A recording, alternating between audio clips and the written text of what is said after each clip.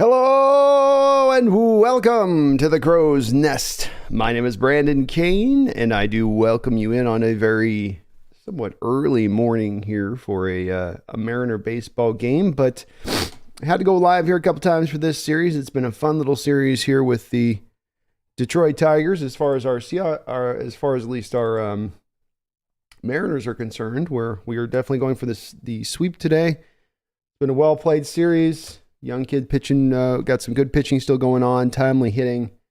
Things kind of feeling to me a little bit like maybe we're just getting this to start to slowly come to fruition. You know, things starting to kind of, this team we thought they were going to be, I thought this might take a little bit of time to kind of get sorted out, but they're starting to kind of maybe round a little bit back into where we would hope they would be. And it's been very, very good to see.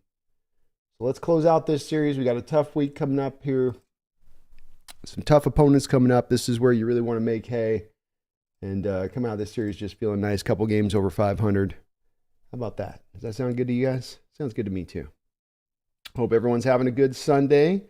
The weather has gotten beautiful here in the Pacific Northwest, which is always nice when the weather turns here. It always puts everybody in a good mood. So I hope everybody's doing well out there. Last little click. We're going to have the start of the game here very soon. We'll be kicking off the action. As I get the last bits of my notes up here for the channel. Seahawks 12th man, how you doing, man? It's good to see you in the chat. Young Bido game, hello. Sean Lee, howdy. Devo Martzall, head Brandon, how's it going, buddy? I'm doing great, man. Doing really well. Went on some walks yesterday, got legs stretched out after a long winter, just being inside. Feels good. Feels real good. Sean Lee, how you doing, man? Go M's, go M's. Let's get the sweep. Let's get those brooms out. I have to have my broom ready here. I should have had it ready for some luck here. Mariners are going to kick it off here with Crawford up at the plate.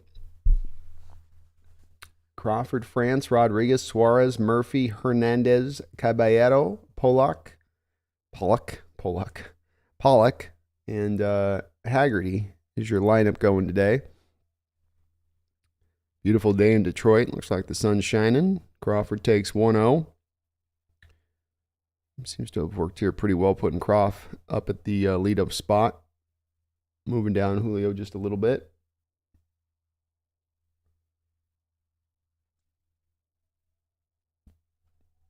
One.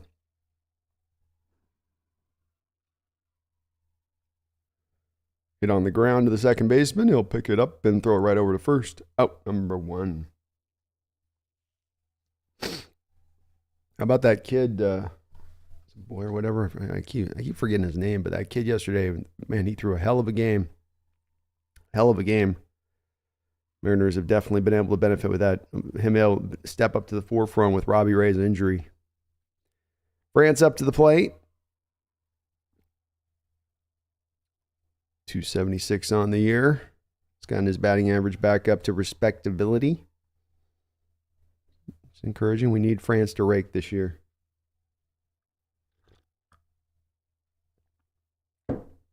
Outside, ball 2. Sean says Haggerty's giving Kelnick the day off. I like that from Scott Service's standpoint of things. You got a lefty on the hill here in Wentz for Detroit. You know, it's a good day to give him that day off.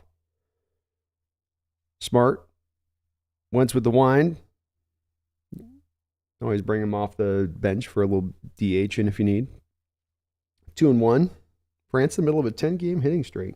Bryce Miller. Thank you, Rob. I keep spacing the kid's name. I think it's just because it's so John Smithish that I can't get it to set in my brain for some reason. But my goodness, what a start to his career, as good as maybe we've seen here in Seattle.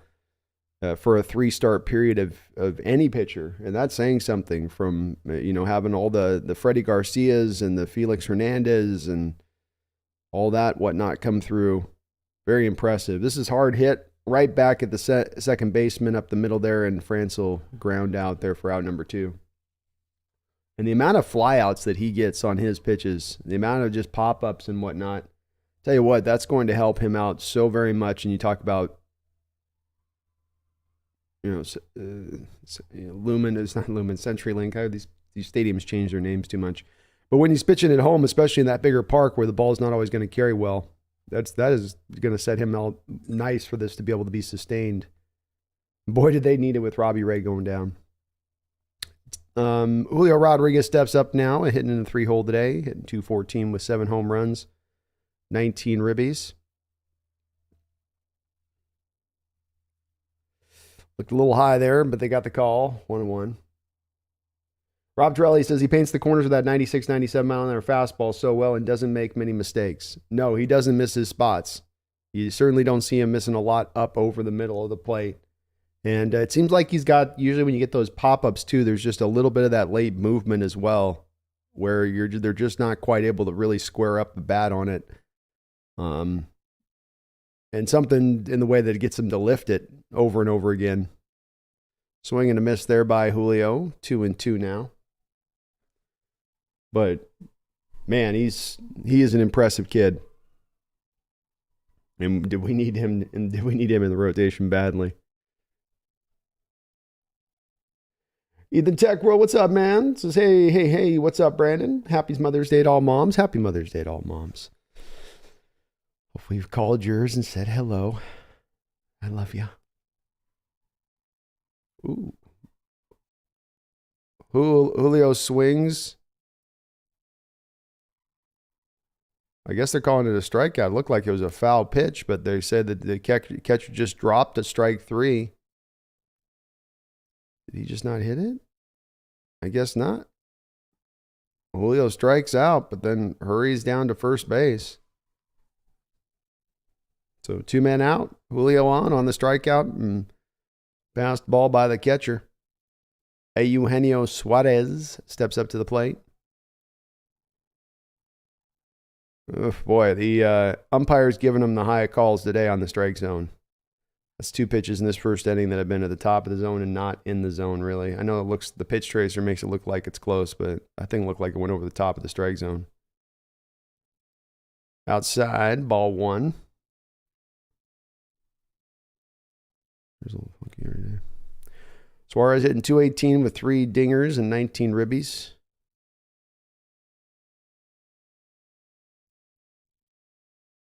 Wentz with the wind, and Suarez is going to pop this up into dead center field, right on the edge of the warning track for out number 3.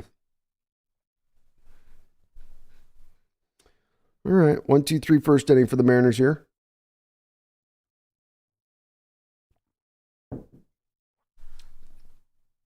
We got Logan Gilbert on the hill for your Mariners.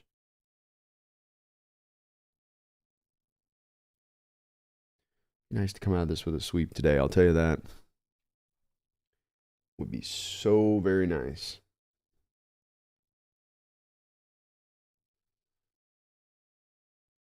Rob Terrell says, I've noticed the pitch tracer on Major League app can be off from time to time.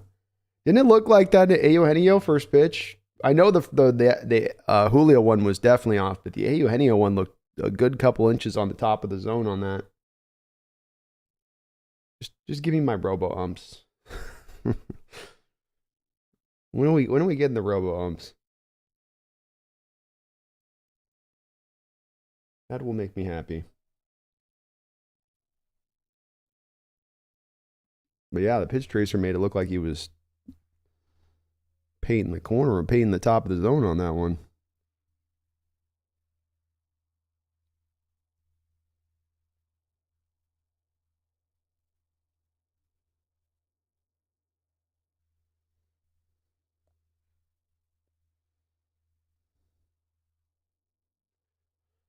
Ethan says, I swear Julio's going to twist his upper body off his lower half with how unnecessarily violent his swing is. Just a nice, even swing, Julio. You don't need to hit it 500 feet. He's definitely been pressing a little bit early on this season, and you want to see him come roundabout, but I think he's just pressing a little bit. I think he'll be fine when it's all said and done. He's got to just do a little bit better. We saw the strike out there. It doesn't help when the first pitch is a bad called strike. But just the controlling of the zone and swinging at good pitches, swinging at pitches actually in the zone. That's been the tough thing for me with watching him. Him and Raleigh are, to me, kind of the 2 big, the young hitters in the lineups. No, it's no coincidence. Logan Gilbert first pitch ball here. It's going to take you some time to figure it out and get your approach and process right. You expect that, but that's the two places both those young guys got to start, kind of getting figured out a little bit here. Looks like the wind is blowing in pretty good. Logan's got his hair and it's blowing right towards home plate. I don't know if the ball's going to be carrying all that well today. This ball's hit dead center. Oh, Julio gets it on a hop, I think, there. So that'll be a base hit.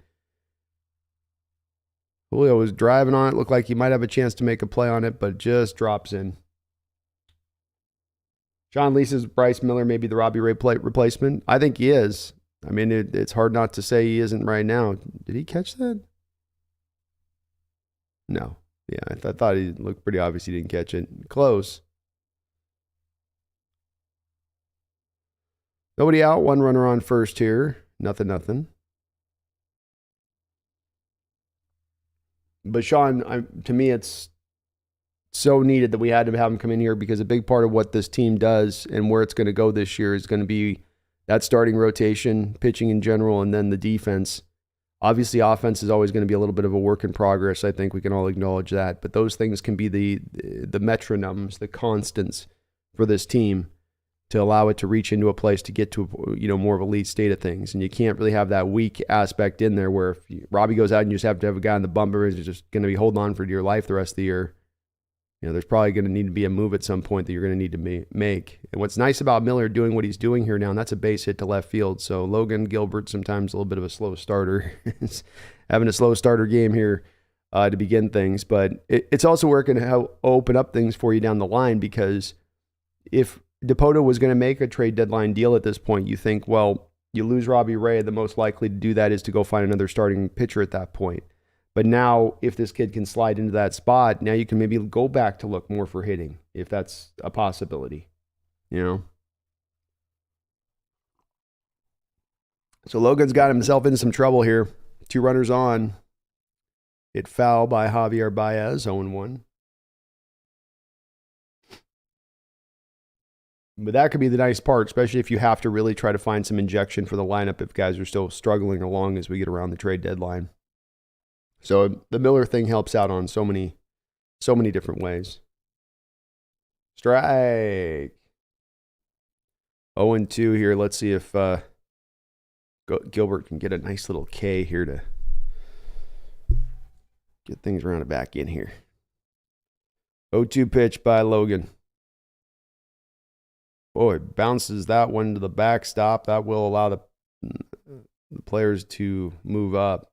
Just overthrew the sucker.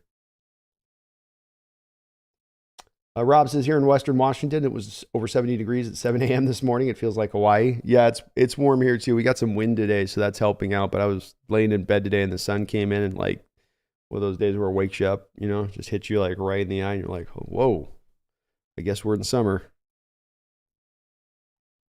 Baez able to just clip that one.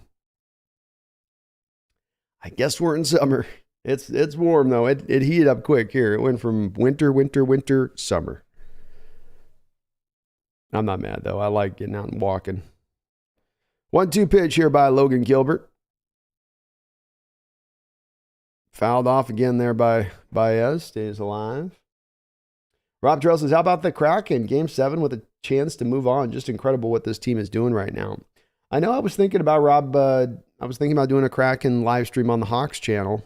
I don't know if people would respond to that or not, but I was thinking maybe people would like that for Game 7. This ball is hit on the ground. It's going to score 1 run. The runner from second will not be able to move over, so the Tigers will take a 1-0 lead here. But absolutely phenomenal. That team is able to do what they're doing as an expansion roster so very quick. And it's hard, expansion and being a new team and developing that chemistry that fast. It shouldn't be short-sold. It is truly very impressive. John Lee, how's my hockey play-by-play? Not good. This guy with the stick here is going to pass it over to this guy with the other puck thing there. He's going to skate a little bit to the side. He's going to puck the puck back to the pucker. And that pucker guy is going to take it. And I've gotten so many requests too, Sean, for doing a hockey channel. I keep telling people, I'm like, how am I going to do a hockey channel? I don't know what the hell I'm talking about. 1-1 here to Spencer Torkelson. Runner takes his lead from second, 1 man out. High. Gilby's a little bit off his spots here. You can see Tom Murphy signaling to him to get the pitch low. Gilbert's missing a little high, which is not unusual for Gilbs. He likes to pepper the top of the zone, but he's missing pretty far off here early on. There's a good pitch. 97 right down there at the knees. Sean Lee, hockey play-by-play is tough, laughing out loud. It ain't easy, Sean. It's not. You get a little bit of that.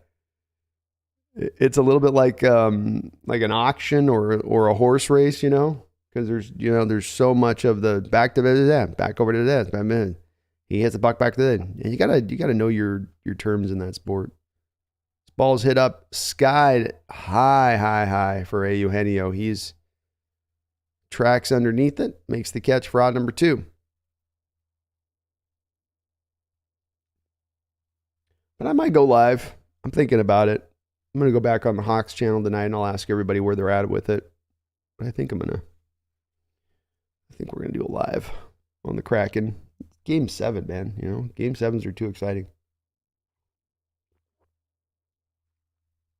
But how about the Kraken? My goodness.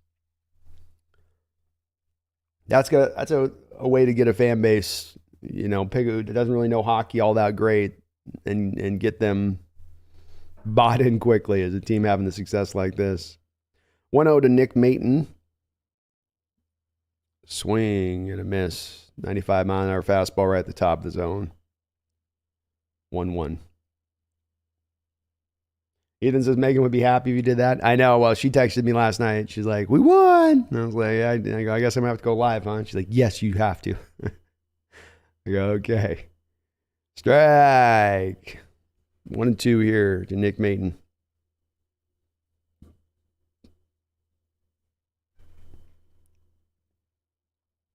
See if Logan can get out of this inning.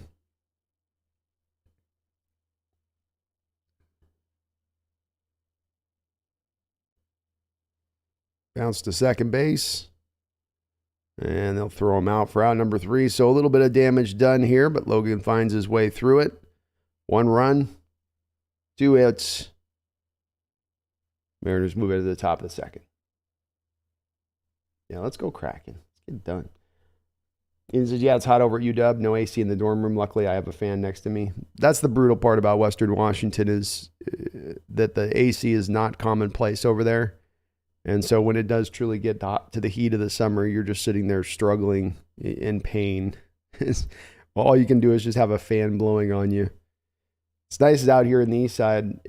AC is more commonplace in all these spots. They have to have it when it gets to the heart of summer. So even I've got my AC here in my apartment, and it's, oh my God, it's so nice. It's so nice when it gets warmed up.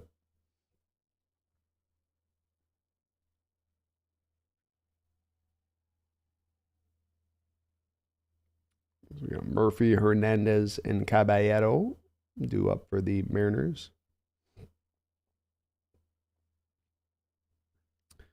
For the M's.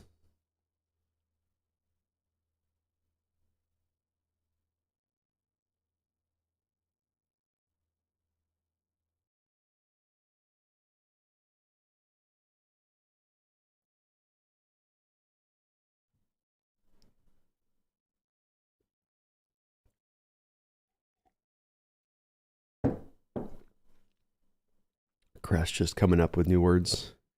Densify. What the hell does densify mean? Rob Terrell says you should do it, B, since a lot of us can't watch the games on TNT. Yeah, I gotta make sure I got TNT on my thing. But all right, I'm open to maybe doing it. I think it's Monday night, right? Is that when the Kraken are going?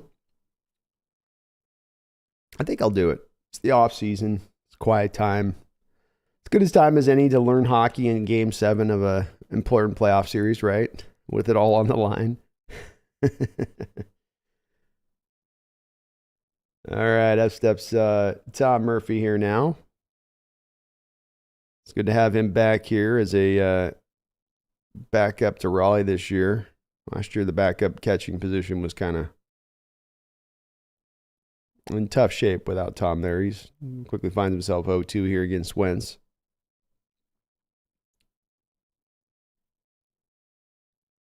Strike three. Beautiful breaking ball there by Wentz. Kids look pretty locked in here so far. Couple of Ks. So many of the Seahawks strikeouts come in a place from where they do not swing at a pitch that's in the zone. It just almost doesn't matter who it is in the lineup. And I'm sure it's a symptom of what you see in Major League Baseball overall, but just that control of the zone, if our hitters could ever get to a place of just getting better at that spot, our lineup would be so much more productive. We just swing ourselves out of it at bats at times on just some wild pitches. You're 0-2 there, Tom Murphy. You know he's going to try to bury one. 0-1.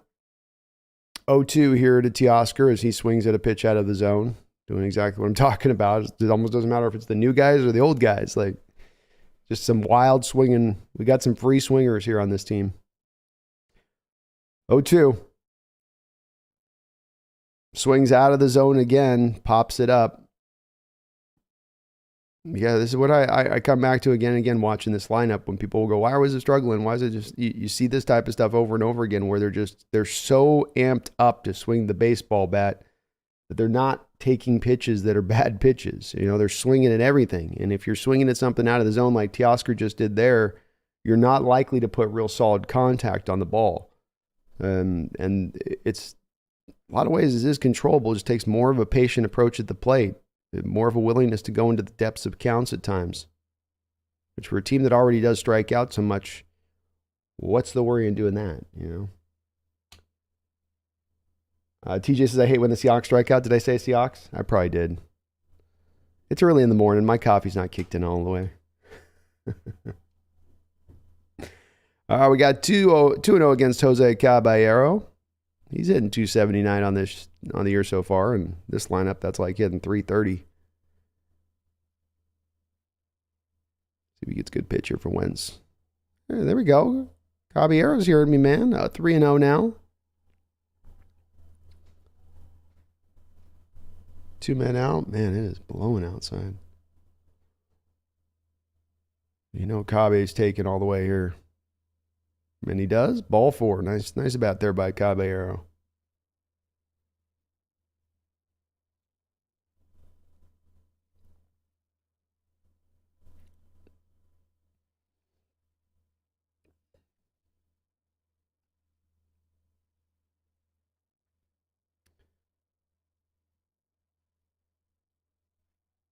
All right, A.J. Pollock up to the plate now. Takes strike 1. Pollock hitting 130 on the year. It'd be nice if this guy could eventually start hitting lefties like we thought he was going to be able to do when we traded for him. Signed him, whatever we did. Low, ball 1, 1-1.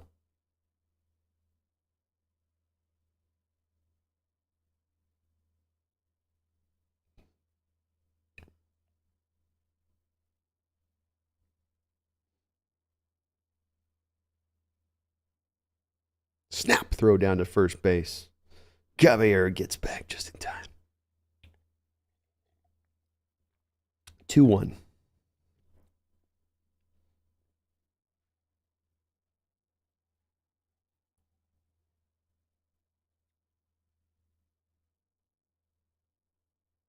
It's that one foul, looks like. 2-2. Black Yoshi says, Brando can't do Eastern European names. No, I can't. That's my no-go zone. My no-go zone. The vowels don't make any sense. Too many consonants. Way too many syllables.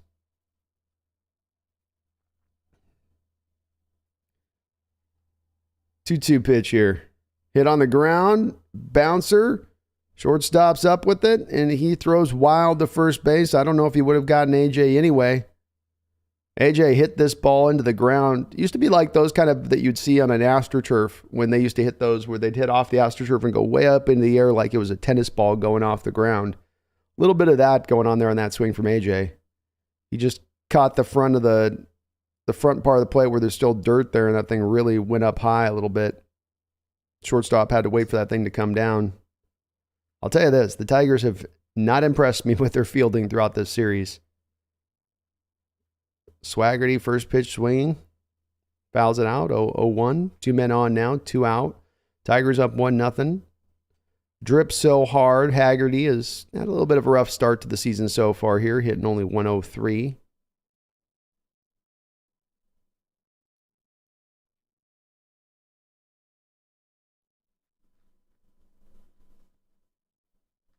Mariners were running there.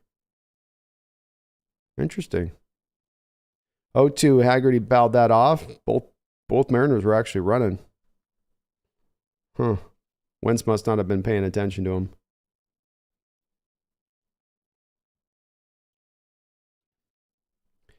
0-2 pitch here to Haggerty. Make him throw you a strike, kid.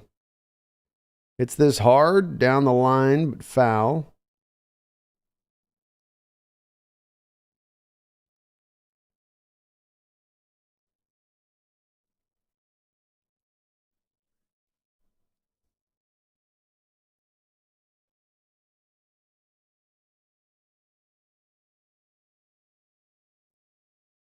Oh, 2 pitch here from Wentz.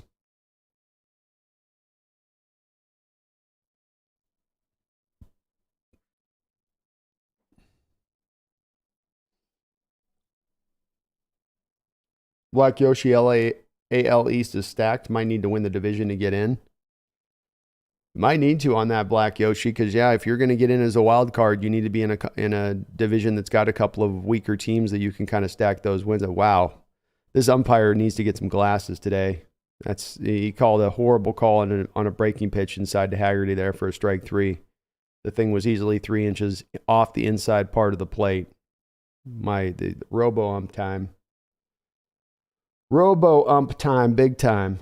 But yeah, I think that's what causes that is you get to where all those teams have to play each other so much, and it ends up just bringing everybody kind of down. We saw this last year a little bit, Yoshi, because they were in a similar state last year too, where all of them were kind of knocking each other down a little bit, which allowed us to really go in there and then take into that wild card position and grab it at that point. And that could be the pathway for us, because I know the Rangers are a little bit better, and we're not going to be necessarily a weak division. But you have the A's to beat up on. That's nice. And I'm still want to make sure that we're sure that the Rangers are going to be sustaining this throughout the year. I know they've been pretty good out the gate, but I'm not really fully convinced yet that that's going to be the case.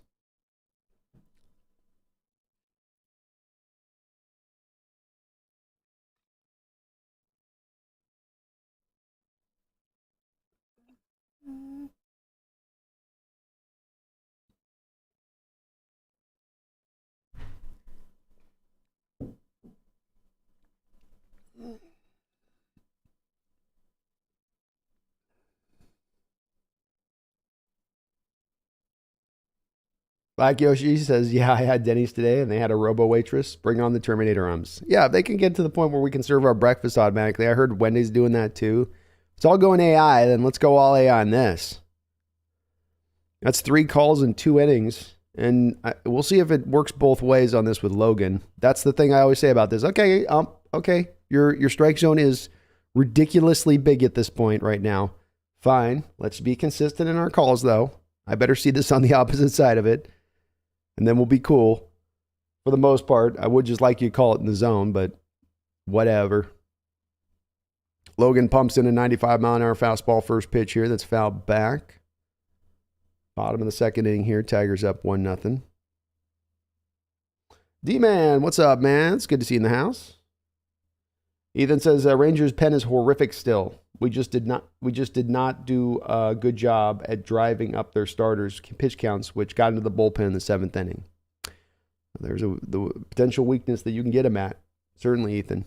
And I still think Houston's going to be the team we're dealing with on when this is all said and done. I think the Rangers might round themselves out to be a better team than they were last year, and they're maybe on the right path to getting where they need to go, but I'm hesitant to believe they're going to sustain that. This hit on the ground to Crawford. He's up with it and fires it over to Franz for an out.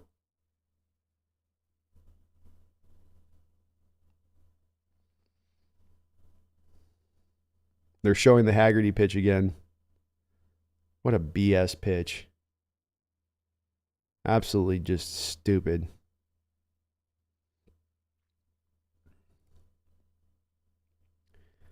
One man down.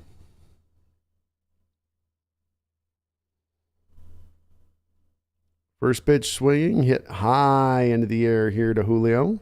He's underneath it for out number 2. Sean says Houston was slow out the gate last year too. They were, yeah. I think they're down. Aren't they at I don't know if they have a couple injuries. I know Jose Altuve is still down for them. I want to say they had one other injury, don't they, that's going on? But they're still really dangerous. They're not going nowhere. First pitch strike. Gilbert's kind of found his control back here in the second inning. Kitty, what? What do you want? Come on. Want to come up? You can come up. What you doing? What you doing? 1-1 pitch here. Strike. Nice pitch by Gilbert. 1-2.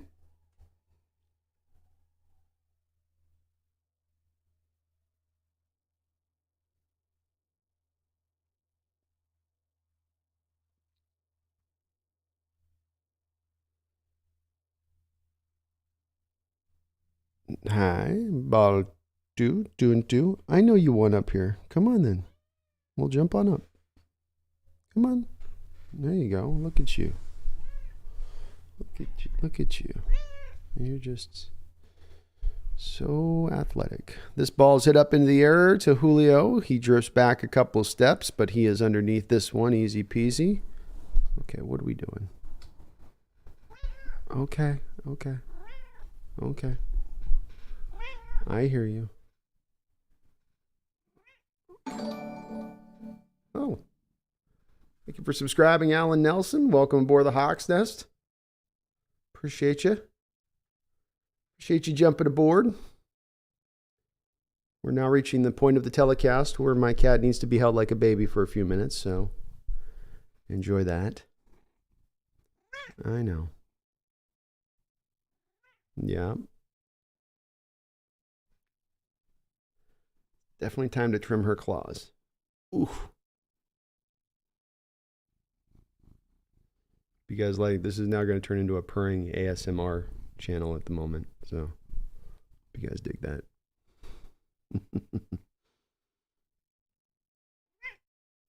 Winston's pitching pretty good. D-Man says, my cats freak out when I try to hug them. Yeah, she started doing this about 3 months ago where she suddenly decided she didn't used to like to be held. She used to just let me down, you know. And now she suddenly decided 3 months ago that she wants to be held like a baby like this. It's very strange. She's 10 years old, just suddenly decided one day okay, you're going to hold me like a baby now. Okay. Yeah.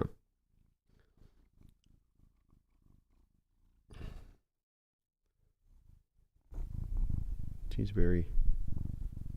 What are you doing? Don't mess with the microphone. That's not your rub spot. That's not your rub spot. Mr. Isaac says, Yo, Brando, good day for an M's game. Hope all is well. Going to be nearly 90 degrees over here on the west side of the mountains. Looks like we're going to be pretty hot here, too. So I'm going to be going on a walk today after the game and looking forward to that. But summer is indeed in full swing, guys. We are fully rolling now in the Pacific Northwest, which is good. Sometimes we have summers where we got to wait till mid-July where it starts to get warm. So I'm glad. All right, the lineup turns over here for the Mariners in the top of the third. Crawford up to the plate, takes a first pitch strike. Low, 1-1.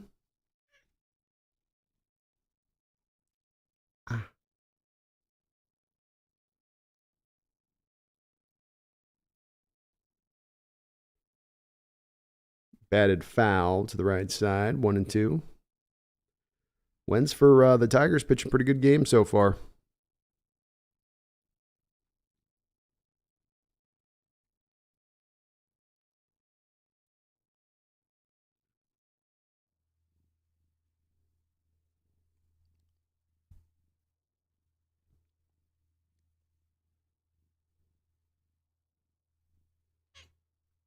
One-two pitch. Oh, there we go, JP. Hard hit right up the middle there. Starting it off right. The base hit. That'll do. That'll do. Croto says 90s and wishing I was not at work and on my boat instead. Oh, a brutal day to be on at work. Brutal day to be at work today. I got a kitty. Yeah. Ah. Didn't I trim your claws? Okay. Ah. It's a little painful.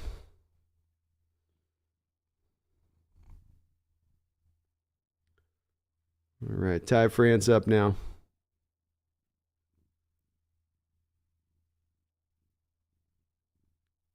Ty hits it off the end of the bat for a base hit. It's going to find its way. Crawford motoring his way on to third.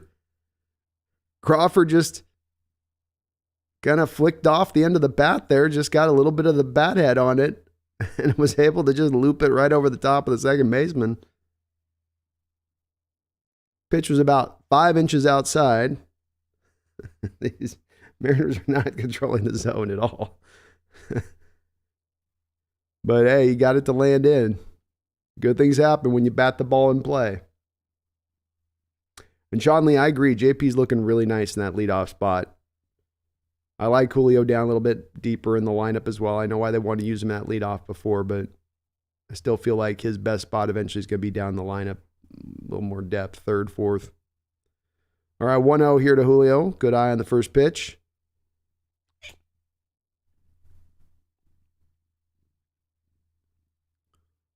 Crawford on third, France on first, nobody out. Tigers up 1-0. And they're going to call a balk on the Tigers pitcher here. Tigers coach says, "Are you effing kidding me?" I can read his lips in the dugout. Let's see if they show it on the telecast. The umpire's kind of on one today. I feel like he went out drinking last night.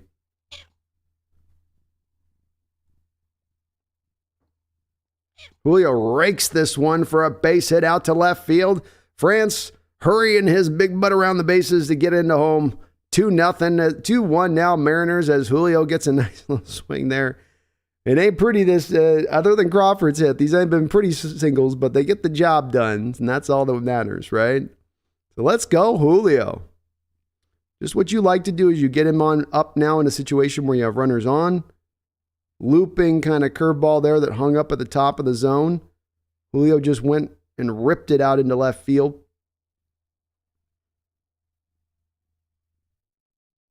Good things happen. You got runners on. Makes it a little easier on batters. Pitchers get a little bit more stressed. Smarter service to move them down there. Sean says, "I like Julio batting third for now. Maybe eventually clean up." I think that's just his long-term place. I think you don't.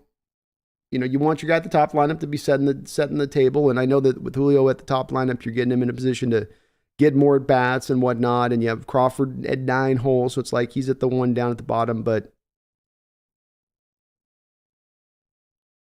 with that being said, with Julio's bat, his power, and again, when you put those guys in the 3rd and 4 hole, because you tend to have guys on base now, and now the pitchers are a little more stressed. They can't pitch around those guys. When you have Julio at number 1 a little bit, they can kind of like nibble on those corners and try to get him to swing out of the zone a little bit more, I think. So nobody out. Mariners up 2-1. Runner on first. Eugenio Suarez up. Takes first pitch, ball 1. Swings. Swings and misses strike 2 on another ball just nowhere near the zone. Not even in the vicinity of the strike zone. Inside, ball 2.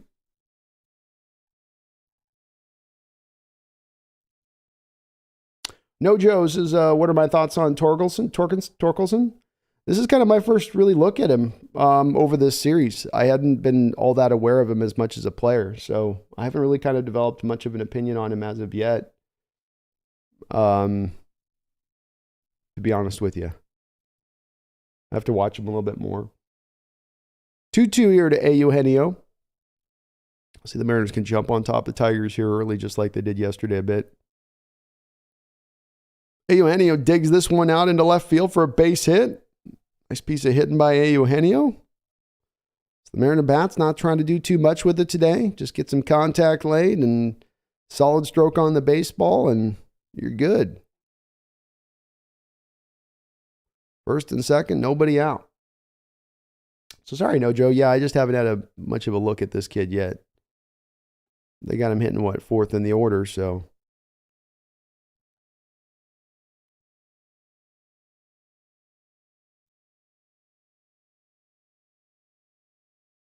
Ball batted foul. 0-1 here.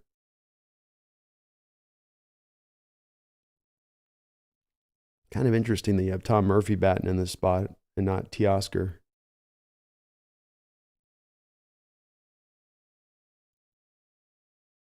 Pollock is 0 for 1 with a strikeout.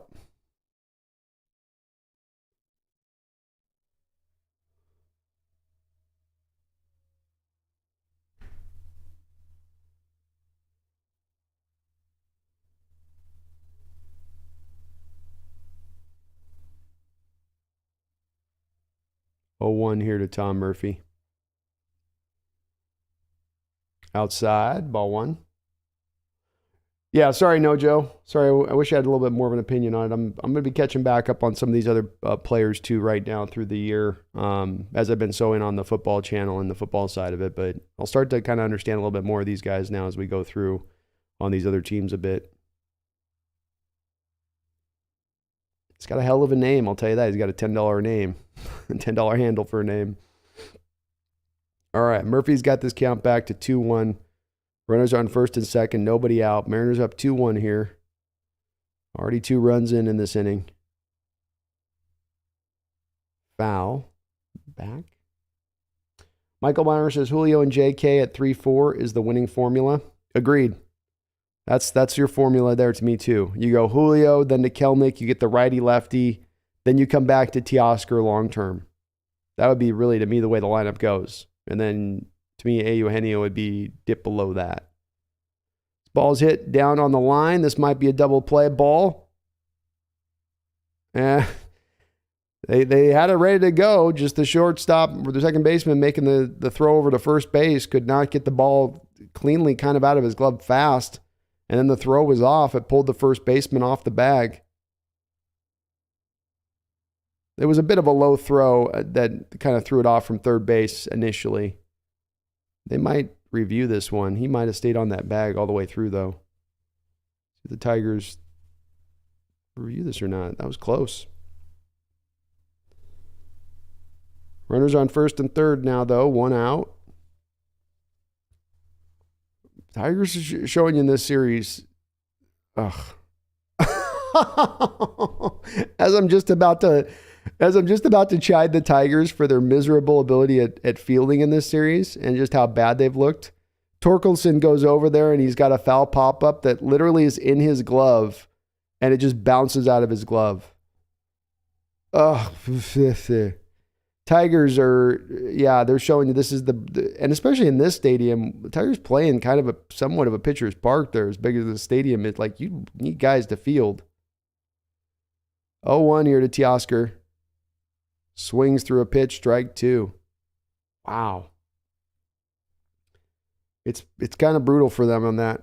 It's throughout this series, watching them a few times, it's been, you appreciate what the Mariners do, I'll tell you that on the other side of things. 0-2 here to Teoscar. Come on, buddy, just get the bat on the ball. Fouls that one off. Stays alive. Staying alive. Staying alive. Yeah, no, Joe. That one's tough. That's tough. I was literally giving him crap about fielding, and the guy just literally has it bounce out of his glove. Ouch is right. 0-2 pitch here to Teoscar. He continues to stay alive. He's not swinging at pitches in the zone, but he is staying alive. Got to give him that.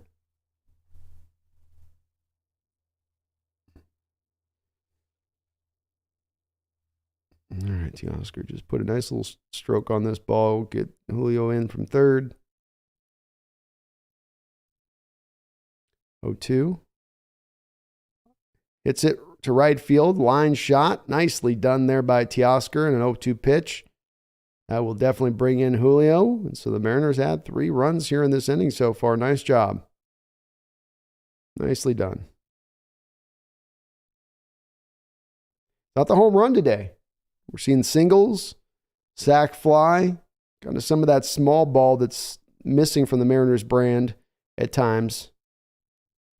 A little more prevalent here today.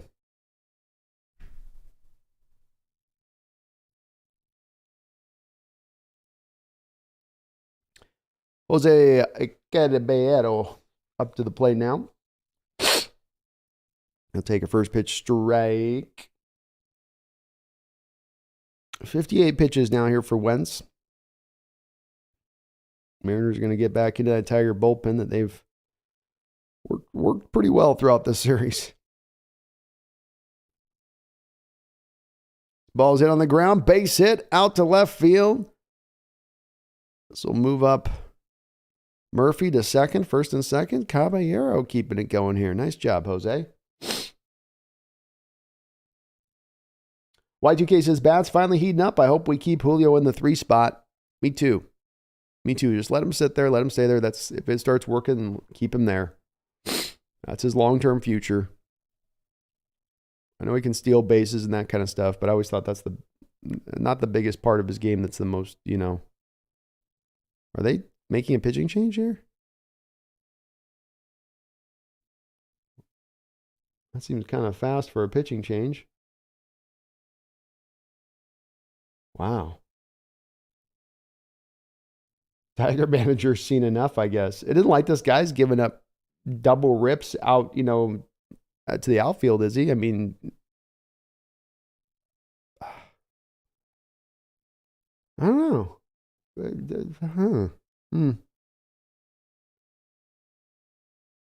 Mariners just kind of gotten some balls that have found some holes. Guy's not pitched too bad. Ujani says learning to play some small ball again is encouraging, especially given the park we play in. It's got to be a part of this team. You can have your home runs and you can have that a part where you lean into that a lot, but you've got to be able to play small ball in that stadium because there's going to be nights where the ball's not carrying, and it's been something that's been, hell, for years now going back. That's been a part of it. That's been a struggle for our ball clubs, and it's definitely gotten frustrating at times. Where you're like, come on, guys. Come on. Tap it in.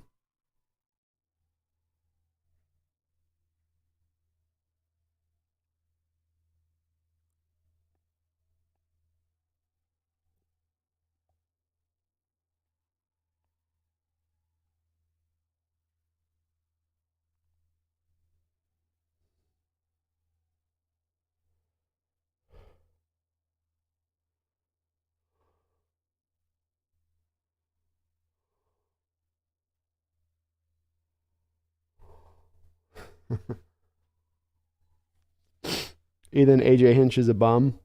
This is a stupid move from manager's standpoint. You take a kid, maybe not a stupid move, but just you've worked your bullpen throughout this series already a tremendous amount.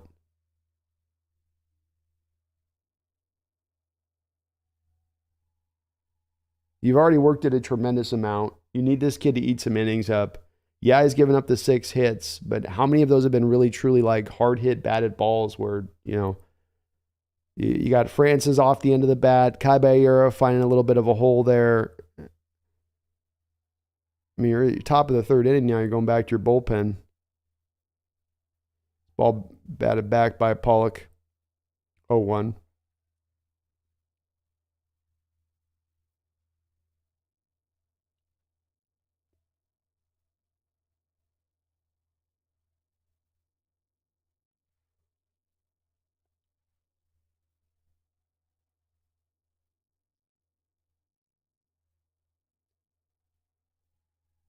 You can't even say it's like the Mariners just stack so many like right-hand bats. You have Pollock as a right-hander, and you have Caballero as your righty in the lineup. But you can't even say like, well, we'll bring out the lefty so that we bring out the righty. That I don't know.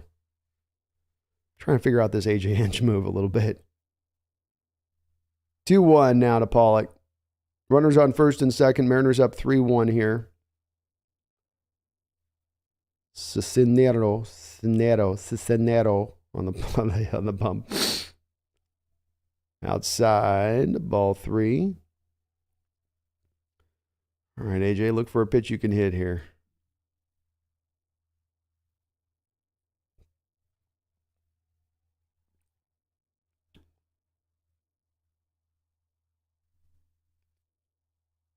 Three one. Ooh, we got a good pitch to hit right over the plate, but you just lifted it a little bit too much. And that will be out number 3. So Mariners do the damage, get up 3-1 here, give Logan a little bit of breathing room. Going to the middle of the third. Looking good. Y2K says, what the F happened to Munoz? They were like, he's just sore and he's still on the IL.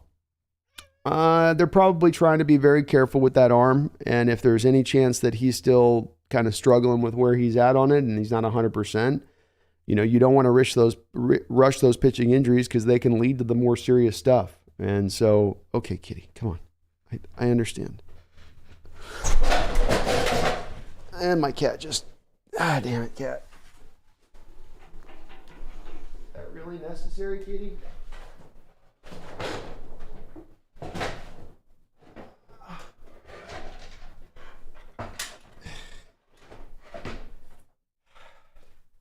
Okay, we're going to do enough of that, okay? Enough of that. All right, are we okay? We're fixed. I'll be right back.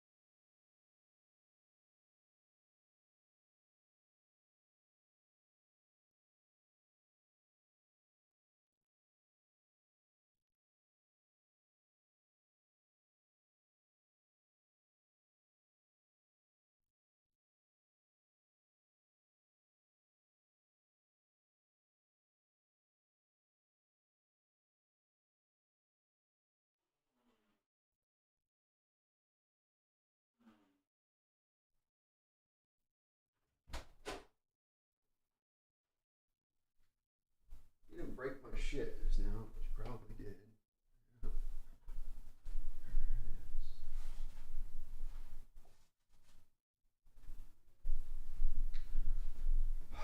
Can you give me a fucking minute, please?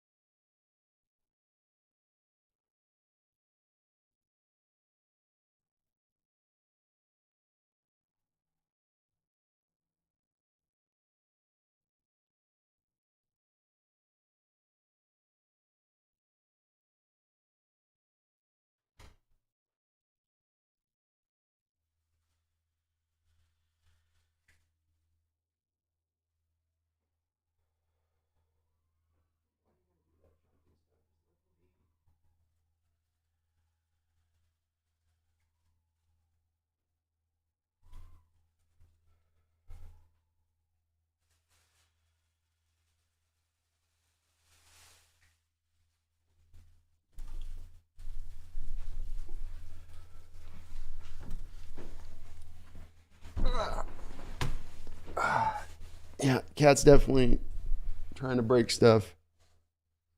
Break my green screen.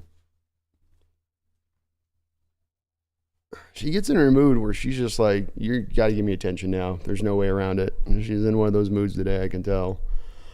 All right, we got a 1-2 count here with 1 out to Gilbert. Sorry, I had to fix things here on my back end. Here, my cat rip down everything. So, all right. We got 1-2 after foul back by Gilbert. Gilby at 40 pitches so far here for the game.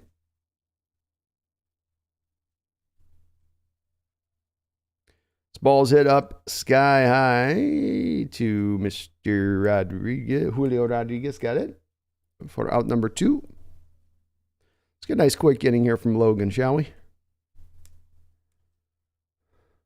Wow, so it looks like the Red Sox have crap pitching, but they can hit like nobody's business. Showing some stats up on the screen here. It's kind of interesting. Strike. 0-1. Gilbert's starting to get locked in here. Nice inside plate, part of the plate there. Outside, 1-1. Sean Lee asks, Skylar Thomas says, there you are, laughing out loud. Yeah, Skylar, my cat tore down my green screen there, so I had to make sure it wasn't broken. 1-1 here to Riley Green. Hit hard. Base hit out to right field. Teoscar's on it.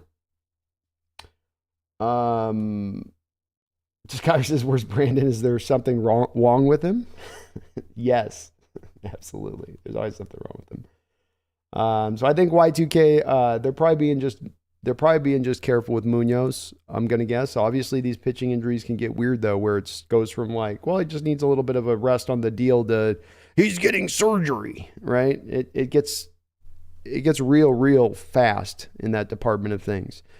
So we'll have to kind of just, hopefully it's that. We do need him back in that bullpen. This ball's low here. Ball 1. Sean says, I'm curious to see if Caballero ends up taking over for Wong at the second base. I think that initially what you're going to do is you just try to run the splits out there, where Wong is your guy that if you've got a righty on the bump, then he's out. And then if it's a lefty, then you're going to bring out Caballero. I think there's something that can supersede that, though, is that if he's able to hit against the righties and show he's able to even, I mean, with where Wong is, right? Wong getting 180. If Caballero can hit 210 against righties, well, then he's going to find his way into that lineup more on a normal basis at that point to me. But for now, I think it's more about the splits until you're sure that what Caballero is giving you is real. 1-1 here for Gilbert. Strike. Beautiful 96-mile-an-hour fastball right on the black. Cool Breeze says, how y'all doing today? Love seeing Brando back on the M's. I'll be doing a lot more M stuff here as we go forward over the especially the next 2 months. We'll be doing a lot of Mariner games. So I'll be ramping it up for sure. Logan bounces this one, 2-2. We'll definitely be ramping this stuff up for sure. My cat almost broke my green screen. This close. Logan right now is second in the AL and lowest batting average with 2 strikes. If you get 2 strikes to Logan, he's going to usually put you away. Y2K says, is Logan's off speed looking better this year? I mean, the breaking ball, I think, is with how he can throw that, especially the difference of speed from the fastball. I mean, it's not your typical off-speed like changeup, but I think that alone just serves as sort of that kind of pitch for it. It's got a lot of more movement, it seems like, this year than it did last year to me. And he's able to kind of use that as a closer at times, where even if he's not getting a strikeout, you're not getting solid contact on the pitch.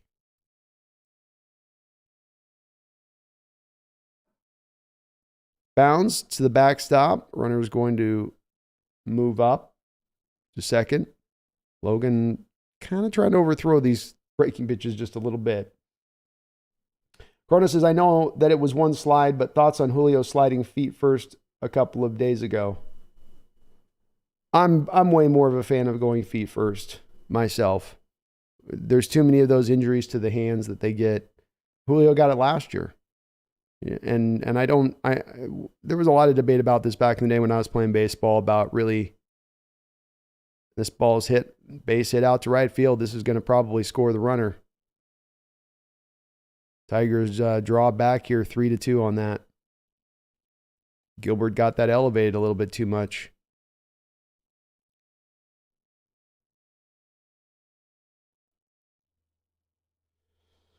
But we were always debating this back in the day. If, really, do you really gain that much extra by going head first?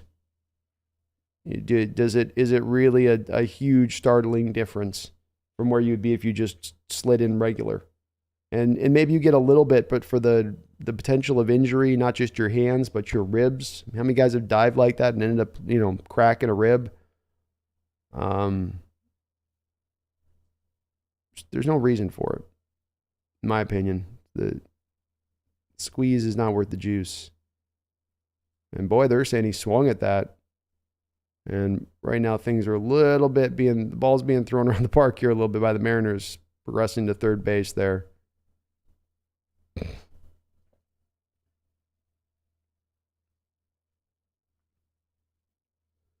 Tom Murphy had this ball. Yeah, Logan's trying to do a little bit too much overthrowing with 2 strikes here.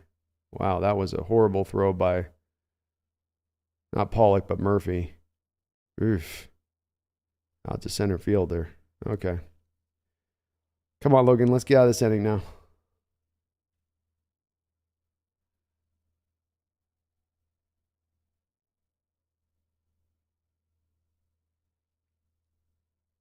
Gilbert up to 55 pitches here.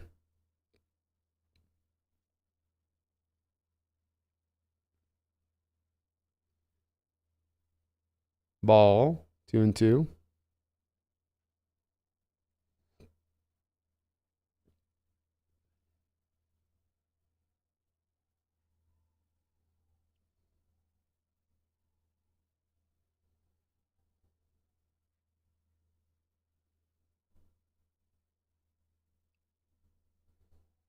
Torkelson swings through the pitch and throws his bat on the swing into the dugout. Strike 3. Gilbert gets himself out of trouble there. 2 runs in, though, so the Tigers do inch just a little bit closer. Eric Wallace says, hey, Brandon, checking in from Sanic Terre, Italy. Ooh, somebody's out enjoying themselves, I'm sure. Boy, that sounds like a wonderful trip to go take. I'm a little jealous on you on that one. I do get to go to Hawaii here in another month, so I'm stoked about that. I'm very stoked about that aspect of things, but hope you're having a good time down there in Italy. Thanks for checking us out from out there, Eric. Good little game so far here. It's a little contest. See, the Mariners can start to wear out this Tiger bullpen just a little bit now.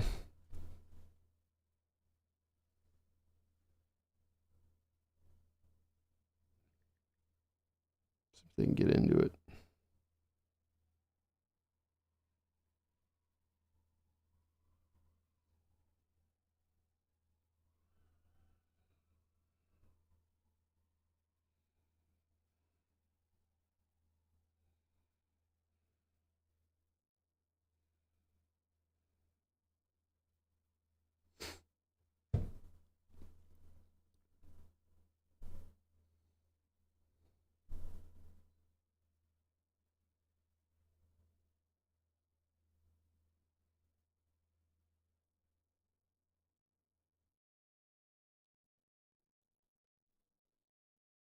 Mariners got Haggerty up first here in this inning. So their lineup will turn back over. Cicerno looks like he's still coming out for the Tigers.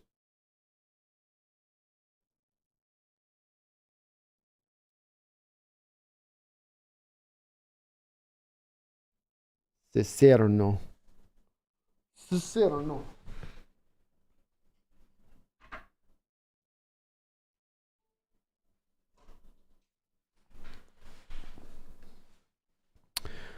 0-1 here to Haggerty. He'll flip over to left side now. Righty on the hill. Top of the fourth. Haggerty bangs it out to center field. Who's right up underneath it. Out number 1. Paul says, yeah, go M's. Go M's, man. It's good to see you in the chat.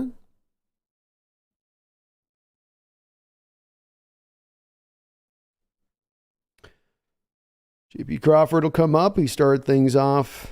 It was last inning, wasn't it? Started things off last inning, getting the Mariners rolling there with the base hit. This umpire. Call strike 1. That was definitely a ball. Oh my gosh. I'm telling you, you went out drinking last night.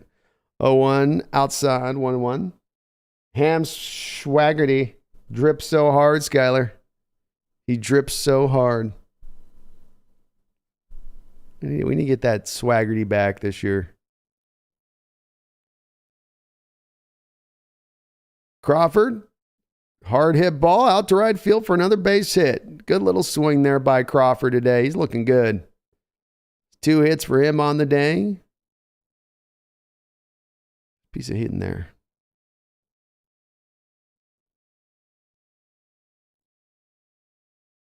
Spider Ham. That was cool. They did show that play from last year with him jumping into the netting. 3-2 inside there on Franz. 1-0.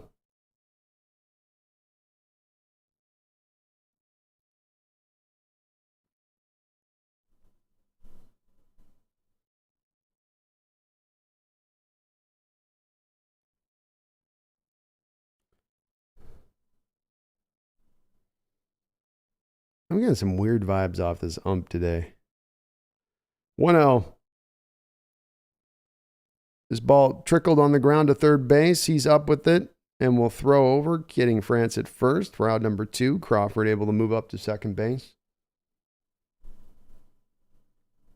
Cooper says that 9th inning play last night by JP was beautiful. Oh, it was sensational. It just made it look easy. JP's been really good this year in the field. All right, Julio comes up. Runner on second. On base hit in his last at bat. Swinging out of his shoes on the first pitch. Strike 1 for a foul. Come on, Julio. Be patient in there now, bud. Find your pitch. Find your pitch. Strike. Outside part of the plate.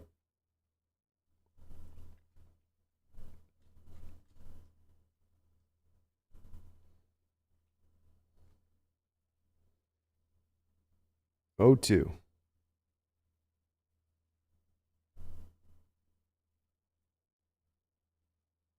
Whew. Came back with 2 fastballs on Julio. That one right down at the knees. Julio didn't like the call. Looked like it was a good call on that one. I've been knocking up throughout the day, but that one was actually a pretty good call. I just don't think he was probably looking fastball there on 0-2. Good pitch by Cicerno. Paul says, this is why Safeco is the place I ever, this is why Safeco is the best place I ever saw a game. The vendors around the stadium that smell as you get close to the stadium. Oh, it's definitely an ambiance, isn't it, Paul? It's just there's a feeling to it as you approach. And you're right, you don't have to get in the stadium, you get the smells and the feeling, a little bit of the smoke coming from somebody smoking something. And yeah, I love that whole vibe. Doesn't matter whether it's a Seahawks game or a Mariner game. Just the whole vibe down there in Seattle near the park is always really a cool one.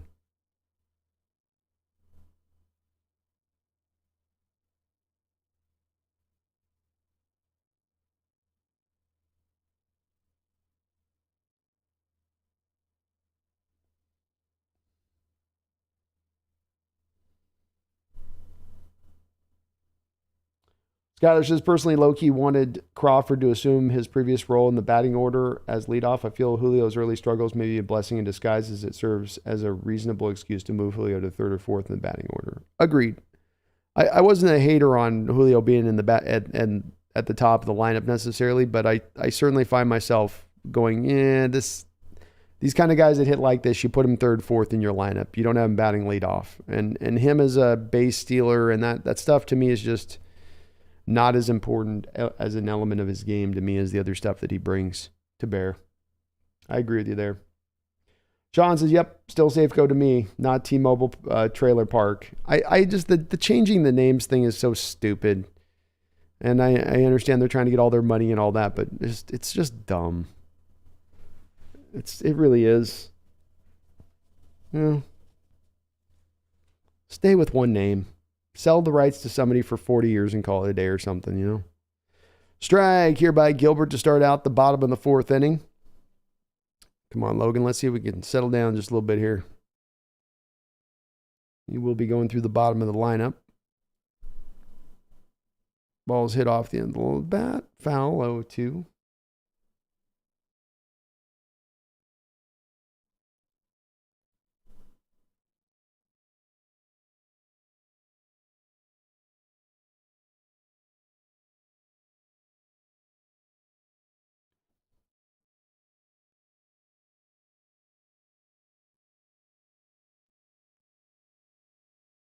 Swing and a miss, strike three.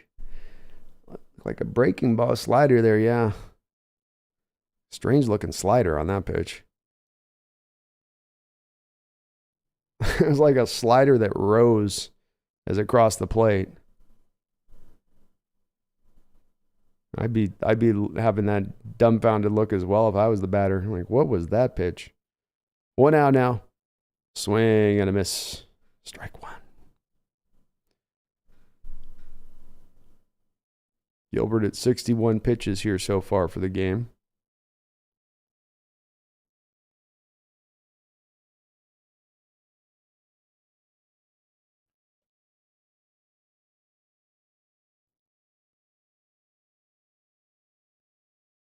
Batted foul, 0-2.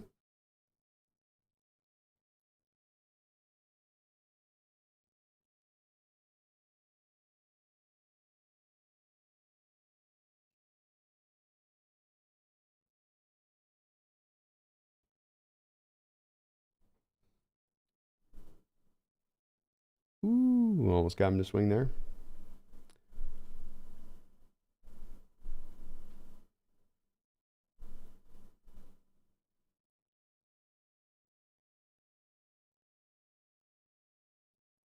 All right, 2-2. Logan does like to nibble when he gets people in 2 strikes. He will play all around that outside that strike zone at that point.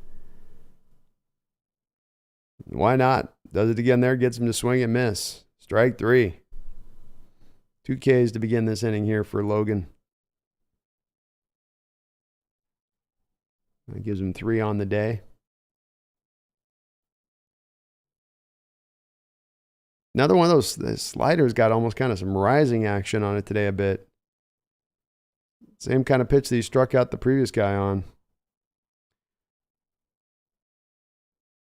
Strike. The breaking ball there right at the knees. Beautiful pitch.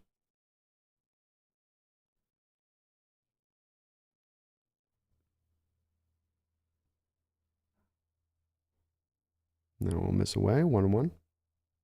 Skyler says Crawford's been a quality at bat machine and his D is back where we're used to seeing it. So that's 100% what I love to see. I do too. He's got a more of a skill set that's built for bat and leadoff too. This ball's hit up into the air, skied up very high, carrying Haggerty back to the warning track, right at the wall, and he's able to make the play for out number 3. So we'll clear through 4 innings of work here with the Mariners up 3-2. Crawford's just got more of that ability to me, Skyler, in being able to, really work in a bat, work the count. He'll draw his share of walks. He'll have a high on-base percentage, which is exactly what you have to have from your number 1 hitter. And I like that. He's got that more of the game that just fit more to being in that leadoff spot, along with Julio being better fit to be a little bit deeper in the lineup. But I like what I'm seeing from Crawford this year. He's looking a little more renewed from last year. And they got to work, I think, as they talked about at the start of the season, with keeping him fresh throughout the year. There's a little bit of a draw at times to really play that guy probably a little bit too much. He's not the biggest of guys. That body's going to wear down over the course of a season. Just got to work to keep him fresh.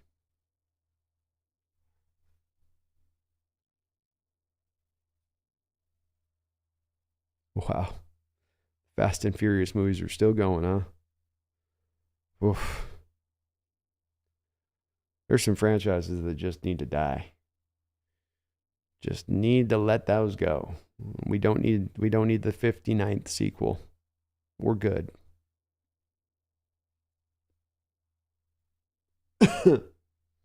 Lions Planet says, looks like you guys are going to beat us. I don't know. It's 3-2. It's close still. Our lineup's swinging a little bit better today. I'll say that.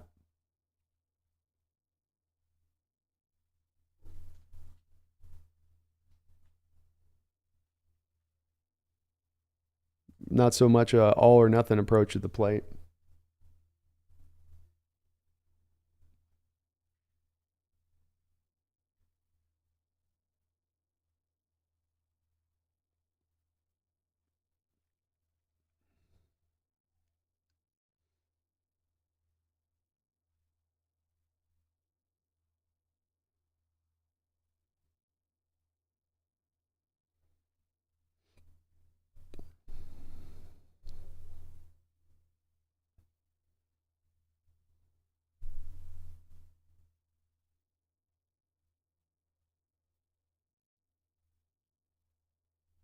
Inside on A. Eugenio, 1-0. Got a new reliever out. Englert.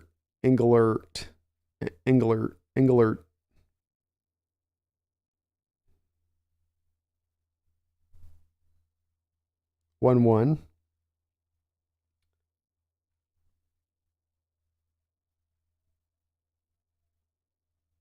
High, ball 1.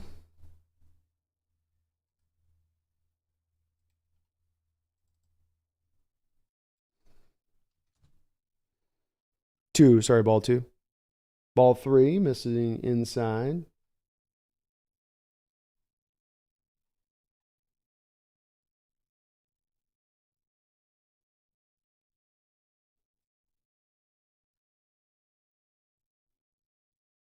Swing and a miss.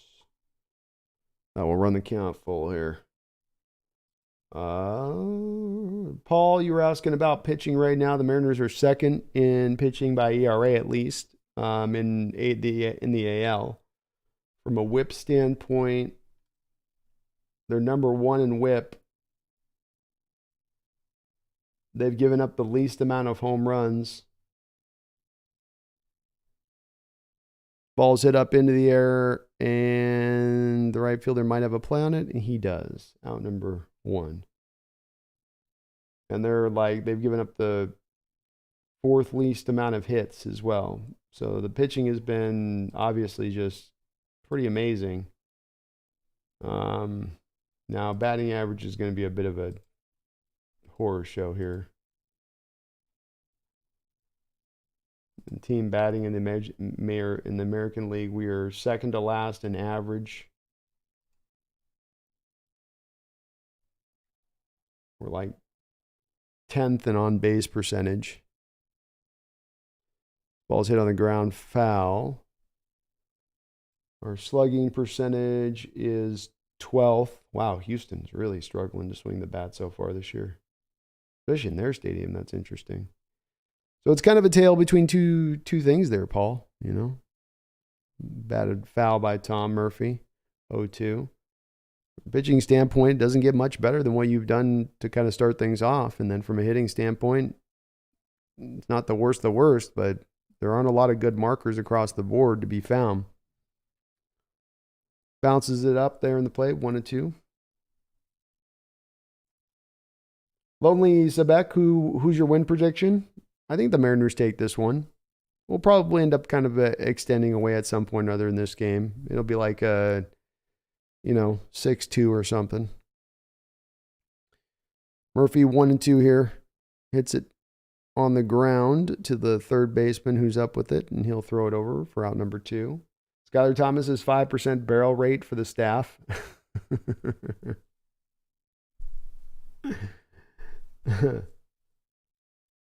Skyler, does Cab play any shortstop? Caballero? I don't know. I think he's just a second baseman. It'd be nice if he could.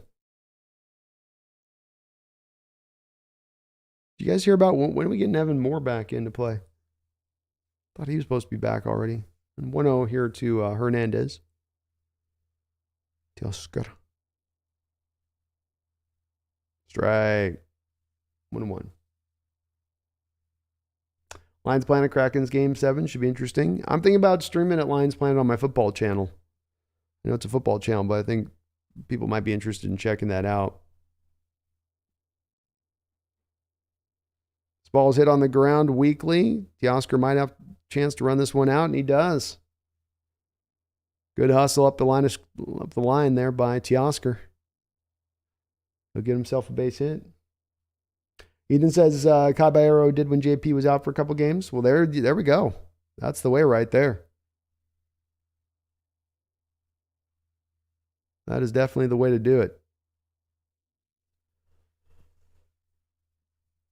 Especially if you get a lefty situation where, you can decide between giving Wong or JP the day off, then, especially if Caballero can keep swinging a pretty good bat. And he was taken all the way there for strike one. Nice pitch there.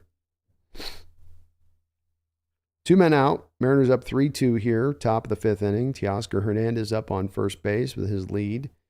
Caballero up at the plate. Cabby hitting now 295 on the year.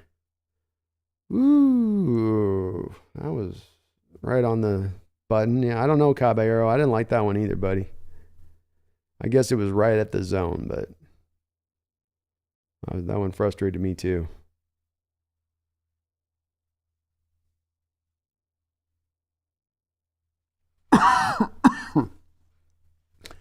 Lions Plan says, do you like the pink bats better or the blue bats?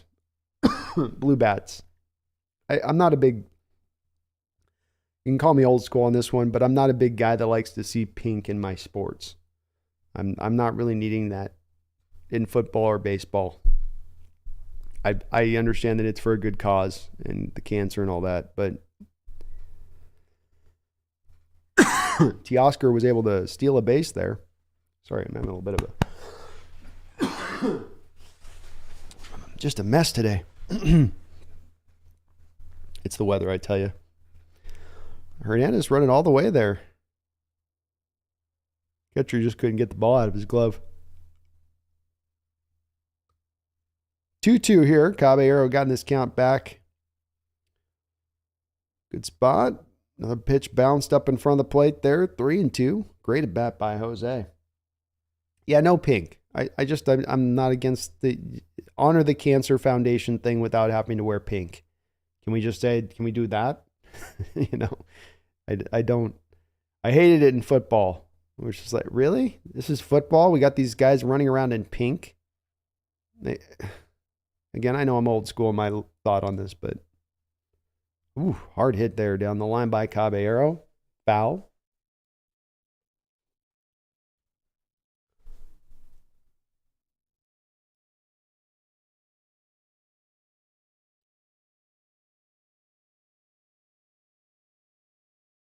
Well, we got a 3-2 count here. Hernandez is going to be running with the pitch. So a single, absolutely, even a hard hit one will score. Hernandez here could give the Mariners a little bit of breathing room. Out and away, ball 4. Great at bat there by Caballero. He continues to impress. And up will come AJ Pollock.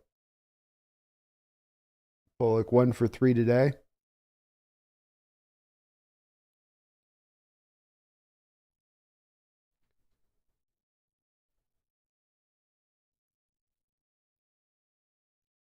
First pitch swinging right down to the third base. He's going to throw across and easily get AJ for out number 3. So the Mariners do threaten here, but are not able to make it stand up as they will maintain their lead of 3-2 here as we head to the bottom of the 5th inning. Ethan says the hats are pretty cool. A very light pink, not too loud. I'm okay with the hats. Yeah.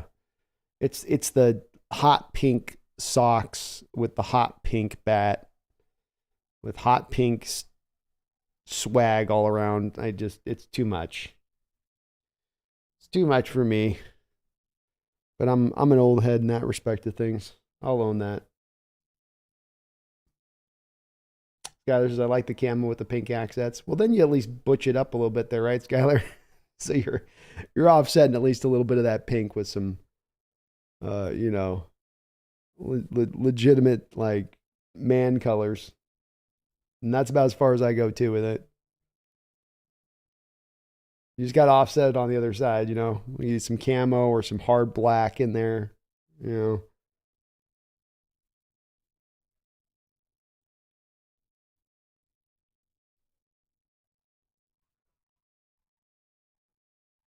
One of these days I'm going to take up yoga. One of these days I'm going to take up yoga and eat avocado all the time. Just go super healthy.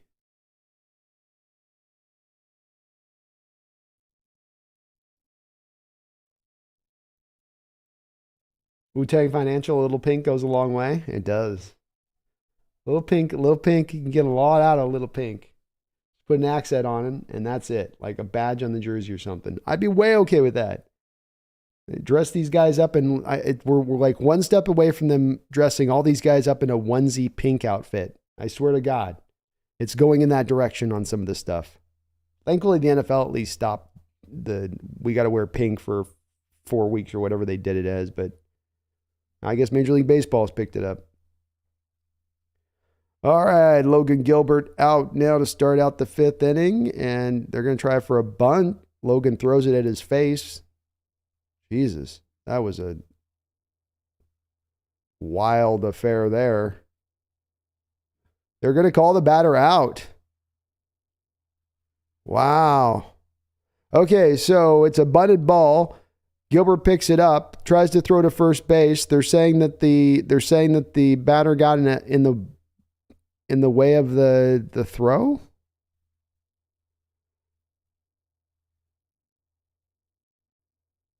Oh, I see. Yeah.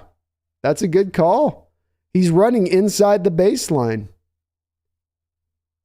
He's running the whole way up inside the baseline. That's absolutely the right call there. You can't do that.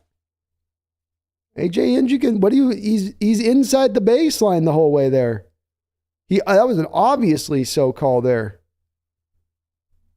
I think Vierling ran in the baseline because he knew he was going to be out. And he knew the angle was going to be harder for the pitcher to pick it up at that spot. Because he's running instead of right in front of where Gilbert could be throwing that ball to. Pitch count 69 pitches right now for Gilbert.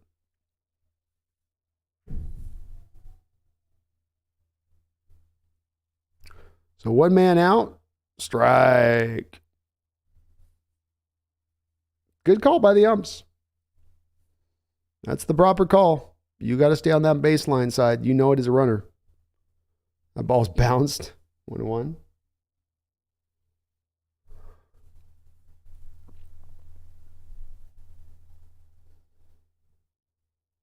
Skyler says, hashtag man colors for the win. F breast cancer, though. Yeah, F breast cancer, 100%. This ball's hitting the air. Teoscar giving chase.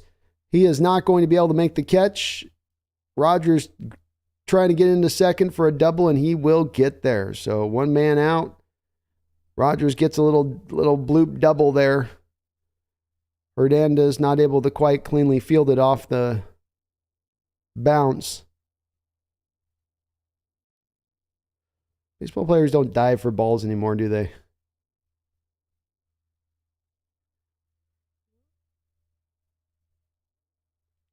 I guess I understand why you want to preserve your body and stuff, but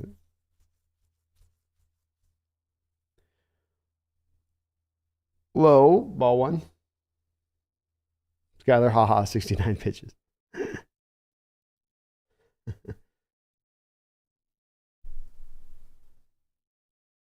Mr. Isaac laughing out loud. Do you always announce when the pitch count gets to 69? You guys, where's your head out today? You guys. Lions play. I know he didn't catch the ball. It was on a hop there. Kind of surprised he didn't try to even jive for it, though. 2-0 count here for Gilbert. 3-0. Cool Breeze says Kelnick still dives, and he made a few this year already. He does. He lays out. I like that about him. Julio and Teoscar had a couple on this game that looked like ones they could have theoretically laid out for. There you go. There's a strike by Logan. 3-1.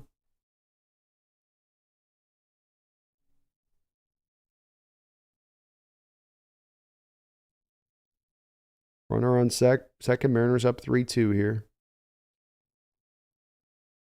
Outside, ball 4. Gilbs has not kind of been able to just get everything locked in today. Everything's just been a little bit on the wilder side. I know he doesn't have I think that's only his first walk of the day, but it doesn't exactly seem like he's been super comfortable out there today. If I'm Service, I might get him through the 5th. Try to just get him through the 5th and then get into the bullpen here. Lions Planet says, I was talking about the wild pitch to first base. How was he out? So Lions Planet, he was inside the baseline. You know, you've got to run on the baseline when you're going up that first base side, and he was on the inside of the line. So it's runner interference at that point. Pretty clearly so. Sometimes that stuff can be a little bit dodgy when they make those calls, but that one was pretty blatant. Sean Lee says Kelnick playing for a contract this year. He could. I think they've got some arbitration controlled years with him, but maybe they do something similar with him like they did with Julio, where they get out ahead of that a little bit, get him for a little bit more of a discounted deal. Be interesting to see how they play that out with him and potentially Raleigh too. If Raleigh can kind of start to turn things around a bit more this year, get back to what he was last year a bit, and better average too. This ball's hit hard. Julio, there's Julio diving. Nice catch by Julio Rodriguez. Got himself a great jump on that ball and then dived down to take it away. Very well done. Looked like trouble off the bat initially, but Julio got a great jump on that ball.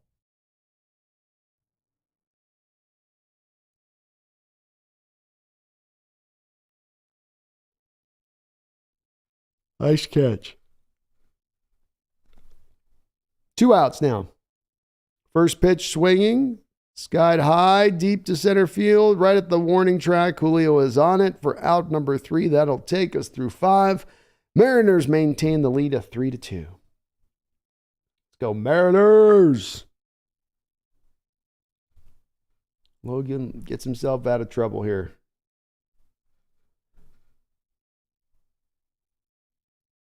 Not only gets himself out of trouble, now he's got the eligible for the win.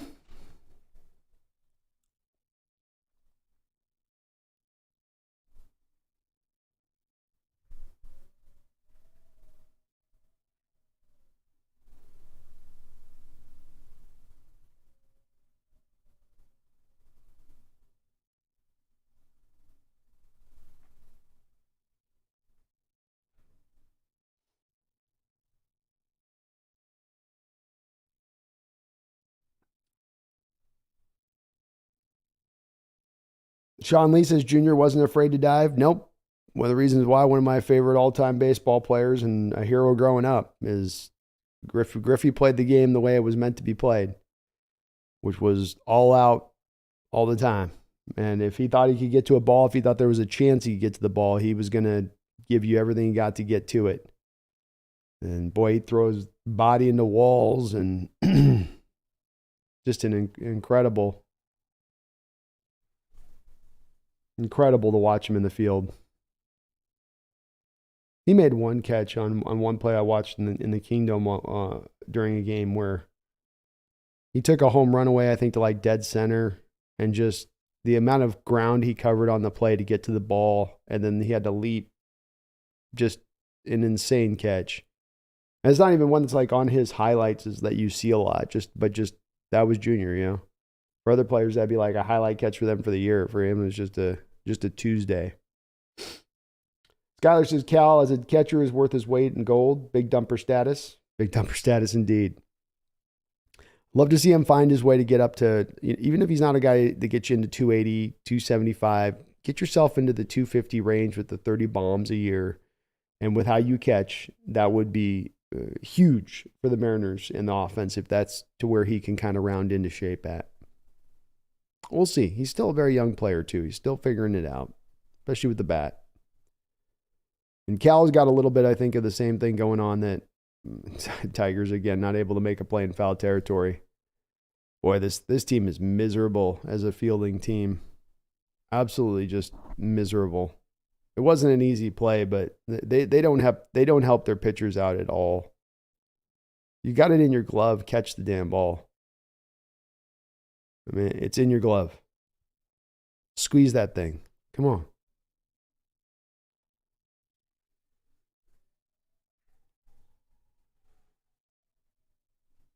Got his little Walmart mitt looking thing right there. Looks like the thing is made of bubble gum and so bendy. No wonder it went out of his mitt. 1-2 here to Sam Haggerty. Cool Breeze says, tough to find a way to watch games here in Oregon. I had the Fubo app trial for Root Sports, but not sure I want to pay $90 a month, shaking my head. And the MLB app lets me watch literally every game except the Air Mariners. Yeah, the MLB app pissed me off last year trying to get that thing to work, and local in market, out of market, blacked out. Like, come on, just work. I'll pay you a fee and then let me watch the games. Why does this got to be so hard? Check swing by Haggerty down the third base line. It's going to be a tough play. Haggerty able to run it out. You knew with this Tiger team, the way they feel, that check swing was going to be a base hit right off the bat of Haggerty. Like, no way he's making that play. Sorry to knock on your Tigers lines planning, your Tiger defense, but my goodness. Even on a play like that, the throw didn't even come through with any kind of strength. Just kind of bounced it in front of the first baseman. All right, J.P. Crawford up to the plate now. Croft with already 2 hits in this game. He'll take ball 1. Nobody out here. Mariners would love to play a little bit of tack on. Tack it on. Crawford hits this one up in the air to center field. He's underneath it. He'll gather it in. Haggerty's going to try to check up and run here. Oh, they're calling him out. Haggerty decided to tag up. And they're going to go ahead and call him out. Haggerty seems to believe he was safe.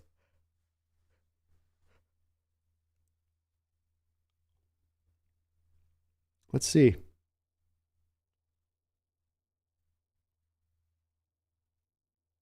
I think he's in there. He didn't get that tag on him until it was the upper part of his thigh.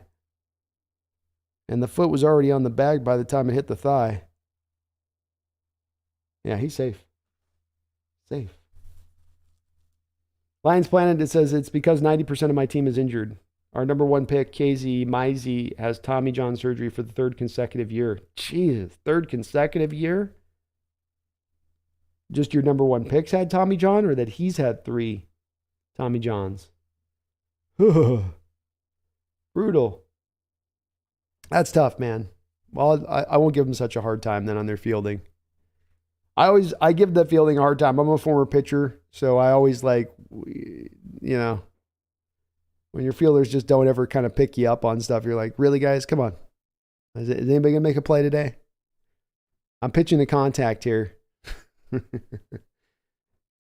Throw me a freaking bone.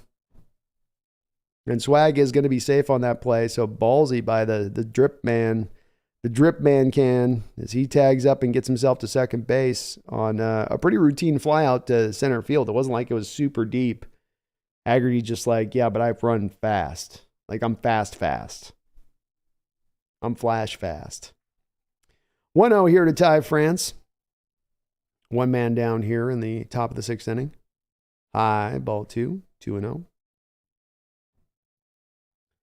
Tying this game 1 for 3. Hitting 265 with runners in scoring position on the year. Scott Service is chewing on all of his fingers in the dugout. Well, nervous Scott. Inside. Ugh, this ump is dog water. 2-1. Come on, Blue.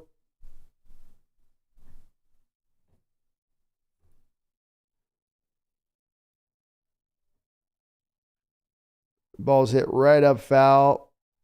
Ty France is angry with himself there. I think he thought he had a pitch to hit. Skylar Thomas, I wore number 24 in honor of Ken Griffey Jr. in middle and high school. I wasn't even that good, so I couldn't believe his number was available for me, laughing out loud. I did too. Whenever I had the opportunity, I was wearing the 24. Whenever I had that opportunity. No doubt about it. And I wasn't that good too. I was a lefty though. And it's funny as I patterned like my whole swing. I patterned my whole swing on Griffey. I don't know. Did I ever show you guys the thing where I was out? I've got an old tape of me hitting some baseballs on a baseball field. My dad's filming it at second base, and I hit him with the baseball. I gotta play that for you guys at some point. It's pretty funny. Like I hit a line shot right off of his ankle. But I was doing the Griffey swing back then. I went back and watched that video there, and I was like, man, I was trying to swing just like Griffey. I had the wiggle and everything down. Probably wasn't even a swing that fit me and like the way I naturally swung the bat best, but I was going to swing like Griffey. 3-2 here to France. He's having a nice little bat here and fights another pitch off foul. Duron Everest says, I remember Haggerty's inside the park home run. He really is a blur. He can move. I'll tell you that fly out there that's no easy play there to just go and tag up on. You better be hauling to get to second on that kind of play. And Haggerty's going to third. He's running. Nice. Haggerty got the drip going today. Let's go. He ain't scared. He had a hell of a jump. He's going to get there if that's a ball. 3-2 now. France staying strong, fighting strong here.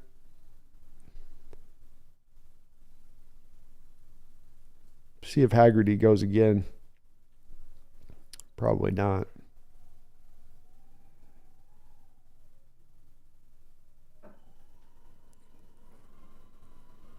Hit hard right at the shortstop.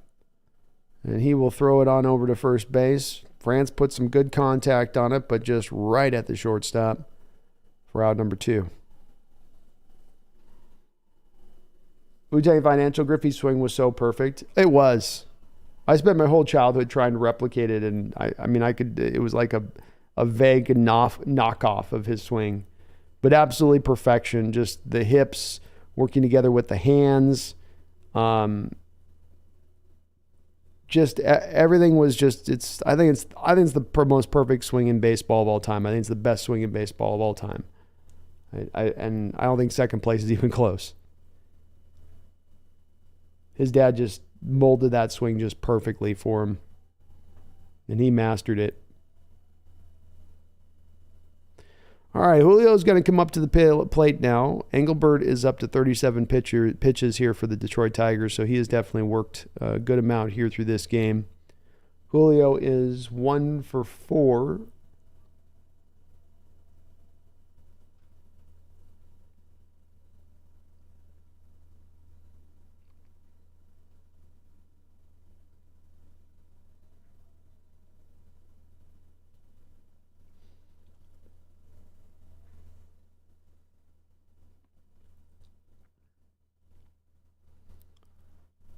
Two outs here. Julio first pitch swinging, and he will pop this up and towards first base, who's right on it. Out number 3. Heading into the middle of the sixth. Mariners are still up 3-2 here. Holding on. Ethan says, my batting stance is like Swaggerty's. I was taught to bend the knees a bit and keep the elbow back. It's not fancy, but it works. It's really the usual default stance for most folks. You know, the thing that with Griffey Like you're talking about, Ethan, Griffey's style was really more of a stand up with the sort of the knees kind of inverted in a little bit, but it was the standing tall. And the problem I always had with it was that, you're probably like me, Ethan, in that we're not 6'3" like Griffey was, where he was able to somehow at 6'3" find a way to keep that stroke really short. And when you try to copy it, the first thing that you do as you copy it is that you elongate his stroke. And I could never figure out how he got his hands so quick through the zone. And I always kind of tried to backtrace it a little bit back to his ability to pull the ball and get out in front of the plate like he could. But never could quite get it. Never quite could get it where he could, especially where he's able to just the power that he could develop off that swing. Skylar Thomas, I went with the Olerud approach to batting, switch hitter. Olerud he had more of what I would talk about is that quicker stroke, where it was just right to the ball, and he could always square it up, kind of no matter where the pitch was, outside, inside part of the plate, low, high. Olerud, because he had such great bat control, and because his swing was so level, and it spent so much time, it was a little bit like Ichiro, where the bat spends so much time going level through the zone, where so many hitters, it's an upswing or maybe a little bit of a downswing or maybe a little bit of a loop, right? But with a guy like Olerud or like Ichiro, it was just always going to be level through. So they had a long period of time as they go through the strike zone to hit that baseball. Whereas if you've got an uppercut, right, you're only going to come through if the ball's right here at the right spot to hit that ball. So just put him in a better position to be able to hit those line drives as he did. But Olerud had a sweet swing to copy as well. 0-1 here. Gilbert back on the mound here in the sixth. And second pitch is going to be knocked on the ground here to Eugenio Suarez. He'll throw him out to Ty France. Torkelson's out. So one man gone here in the bottom of the sixth inning. Skyler says a lanky lefty. John Olerud was the perfect example of how to approach an at-bat for me. Very true. Because he got that lankiness but kept the short stroke with John. No wasted motion in his swing. Strike here. Gilbert's looking good here. Start this inning off with a breaking ball. Gets it in there on the inside part of the plate. Olerud had those quiet hands too. His hands would get so quiet as the pitch was coming in. Almost like you felt like, is he even holding the bat? Like, is he even like he was almost kind of softly holding the bat when it came in, and his hands were just that quiet, whole body just completely quiet. 1-2 here.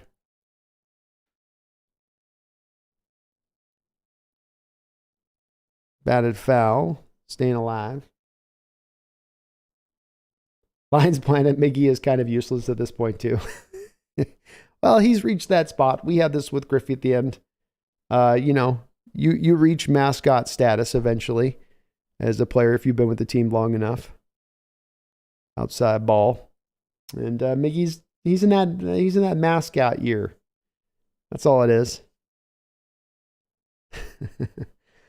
2-2 here to Nick Maton. Hitting foul, stays 2-2. Ethan says Junior could also keep it in the zone for such a long time with such huge power. He could, yeah. He had a way of keeping the stroke pretty level. If he was gonna hit it out, it was either gonna be because he got far out in front, or he really let the ball get in on his hands, and then he would get out to he would drive it opposite field at that point. But the stroke was usually always level. Just a little bit of a slight uppercut on the pull, which is what gave him just that beautiful power. Just a slight little, it would come through level, and then as it got to the front of the plate, it would have a little bit like this. Junior stroke would, but not through it was like it was level, and then at the end through, it would give you that little bit of perfect lift. That's why I say I feel like his dad just completely is a guy that was a great major leaguer himself, who'd been around all these hitters like Pete Rose and Johnny Bench and Perez and my gosh, just name after name after name. And like, bringing all of that knowledge into his son's game and his son's, just the way he constructed his swing, 3-2 here. This count's gone full. Swing and a miss. Nasty slider there. Beautiful pitch by Gilbert. Bottom just dropped out on that thing. Whew. Good luck. 2 men out now. Bottom of the 6th inning. Mariners up 3-2.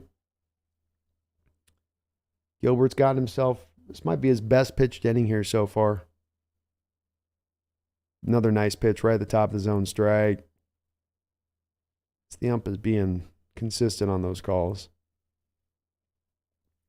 Wow, the Yankees are 7 games behind first place. This ball is hit on the ground, and this is going to get down for probably 2 here. Out to left field.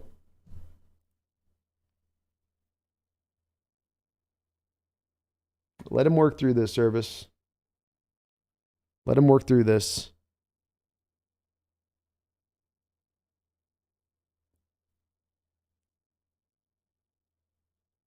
Come on, Scott. Let him work through it. He's going to change him out.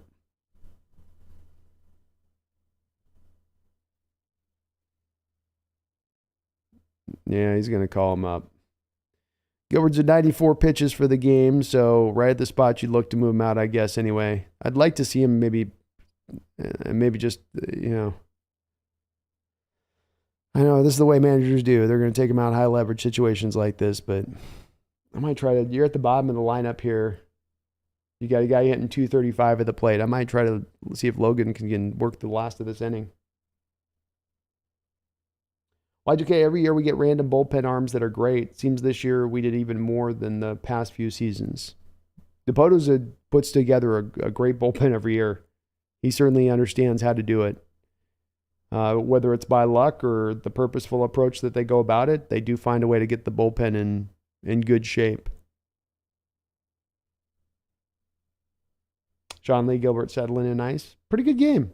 I would have liked to see if we can get through that 6th inning, 5 2/3, 6 hits, 2 earned runs, 1 walk, 4 Ks. ERA will land in at 3.72 after as he finishes up today.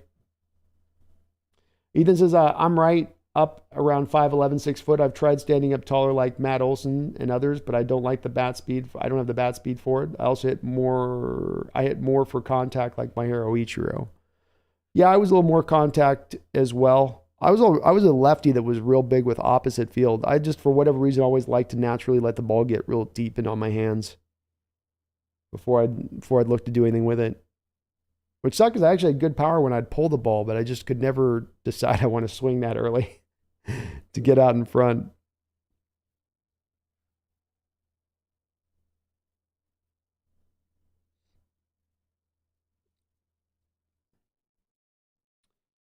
All right, so Gott's going to come out here with his 1.83 ERA this year and see if he can tie this down for this Tiger team. Tie the tail of the Tiger.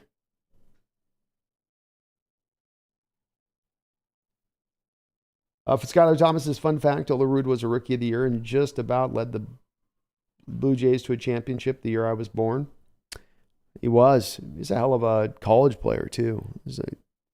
Olerud could have been a Shohei Ohtani as well. That was before they would let him play both. He had to kind of pick one, but he's also a really good pitcher, too. Alrighty, so we got up on the hill here. Going to be taking on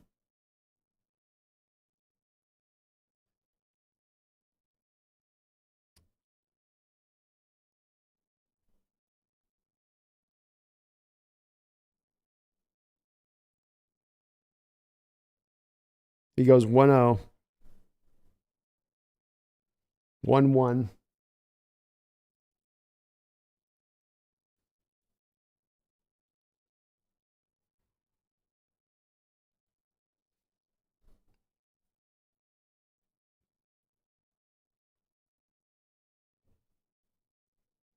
Ball's hit into the air, into left, and this is carrying over the top of Haggerty's head. This is going to get down. Score a runner. Man, I would have liked to have seen Gilbert B have a chance to work through that. Gilbert loses the win. And you go to Gott, and Gott gives up a hit. Right up the top of the zone, he left one hanging.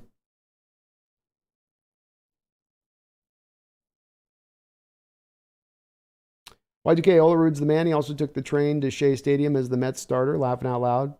That's pretty funny. He's a good player for the Mariners, too. He played well for us. Swing and a miss. Strike one here. Y2K, would Kelenic have caught it? It looked like maybe Swaggerty didn't take the best of routes there to that ball. Looked like he needed to get more depth back, and I don't know though. It was well struck, but it looked like he might have taken more of a weird approach to that ball. 1-1 inside. Skylar Thomas, I don't want to forget to give W.E. Suarez a big nod. Recognize that without a solid third baseman holding down the hot corner, we couldn't be seeing the success from the pitching staff that we see. No, he's been good. Been very good in that respect of how he's fielded. And the Mariners have continued to do pretty good overall in that respect of things. This ball's hit hard and deep. Boy, I'm not liking what I'm seeing from Gott by some of the way that some of these pitches are being hit in this game. But that will be a fly out to Haggerty. That will get us through the sixth inning. And the Mariners and the Tigers are tied up 3-3. I'm going to get some water, and I will be right back.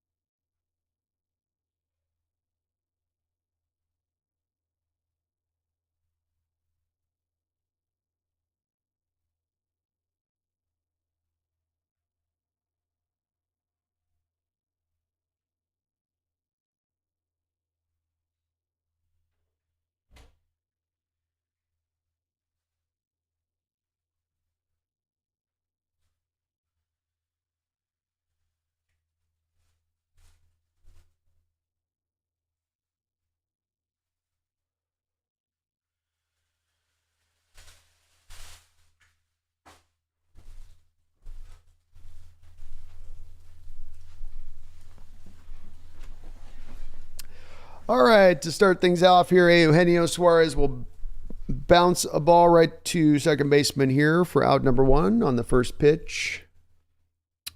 3-3 Mariners, top of the seventh. Skylar Thomas, Gilbert deserved to finish that. I'm glad I'm not the only one that feels like that, Skylar. I'm a guy that when I got a starting pitcher that's kind of pitched that kind of game, and he gets himself a little bit into trouble there at that spot. I know it's a one-run game, and as a manager, you're trying to find a way that you can impact things. And look, you got a great bullpen, and you haven't overused that bullpen through this series. Raleigh hits this hard and deep. This ball's carrying back. This ball's bouncing off the wall. This will be a double. Man, that Tiger Ballpark has got some long fences. But Raleigh gets a double here, just what the doctor ordered. One man down. But I like to build some intestinal fortitude within my pitcher, where just because you get yourself into a little bit of trouble in that kind of game and it's a one-run game, I'm not just going to go call my bullpen. Let's see if you find your way out of this. Can you hunker down? Can you dial up a little bit extra RPMs on the pitch there if you need to at that point in the game? Teach me something about you as a pitcher in that moment. I can see the logic behind why Skirvis went to the bullpen, but I myself would have just let Logan finish that out. You're not going against but a seventh hitter in the old lineup or something. Roll that way. Teoscar up now with a 1-1 count here.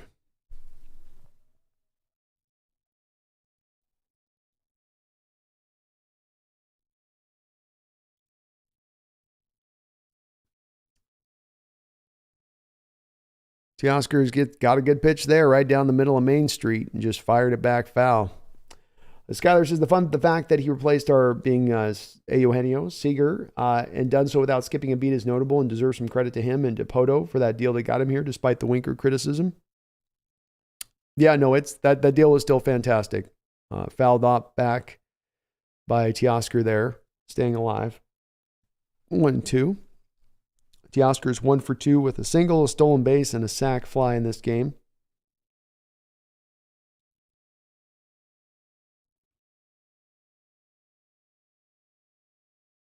Oof, got him. Great pitch there. 98-mile-an-hour fastball on the outside part of the plate, right at the bottom of the knees. And Teoscar just looks at it. Great movement, too. That pitch looked like it was starting out on the outside part of the plate and then just ran right back over the outside portion. That's a beautiful pitch by Foley. But no, I think Skyler, you got Eugenio made that trade more than well worth it at this point. You love what you got out of that, and you're right. We haven't missed a beat with him over there from where we were with Seager. Been very, very encouraging his addition. Like to see him get the average up a little bit, but even if he's just getting you 30 pops and really good defense from that side, that's workable. The Angels lost today to the Guardians. It's good for our Mariners. Ethan says, I can't wait to be finished with the first year of college. It's been difficult and frustrating. I hope next year I'll be able to get the hang of things better, just a few more weeks. First year is brutal. It's a whole nother, especially if you're going college, which I think you are. It's tough, man. It's definitely an acclimation period there. 1-0 here is Colton Wong will step in now to pinch hit. Wong hitting 186 in 29 games this year. Low, ball 2. Tobias Larson says, Yo, Brandon, I wanted to know, can you explain the difference between Sauce, Witherspoon, and Okuda? The reason Okuda has been a bust is because of injuries. How did he compare with Witherspoon? Strike, 2-1. I'll tell you what, give me just a second. I will totally answer that, Tobias, because there's actually some differences between all those guys. Pretty keen ones at that. 2-1 here to Colton. Cal Raleigh on second. And Wong's going to hit this right up into left field, and that will be out number 3. So we go to the mid-7th. Mariners and Detroit Tigers are still tied 3-3.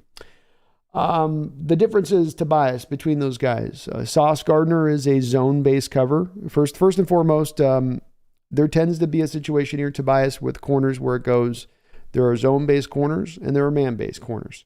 They don't tend to overlap. You have one or the other. You don't tend to have both. And so when you talk about Sauce Gardner, he's not a guy that's going to be playing any kind of man coverage. He's a zone-based corner. That's all he can play in. He can play it well. He can play press zone. He can do all, but he is a zone-based corner at the end of the day.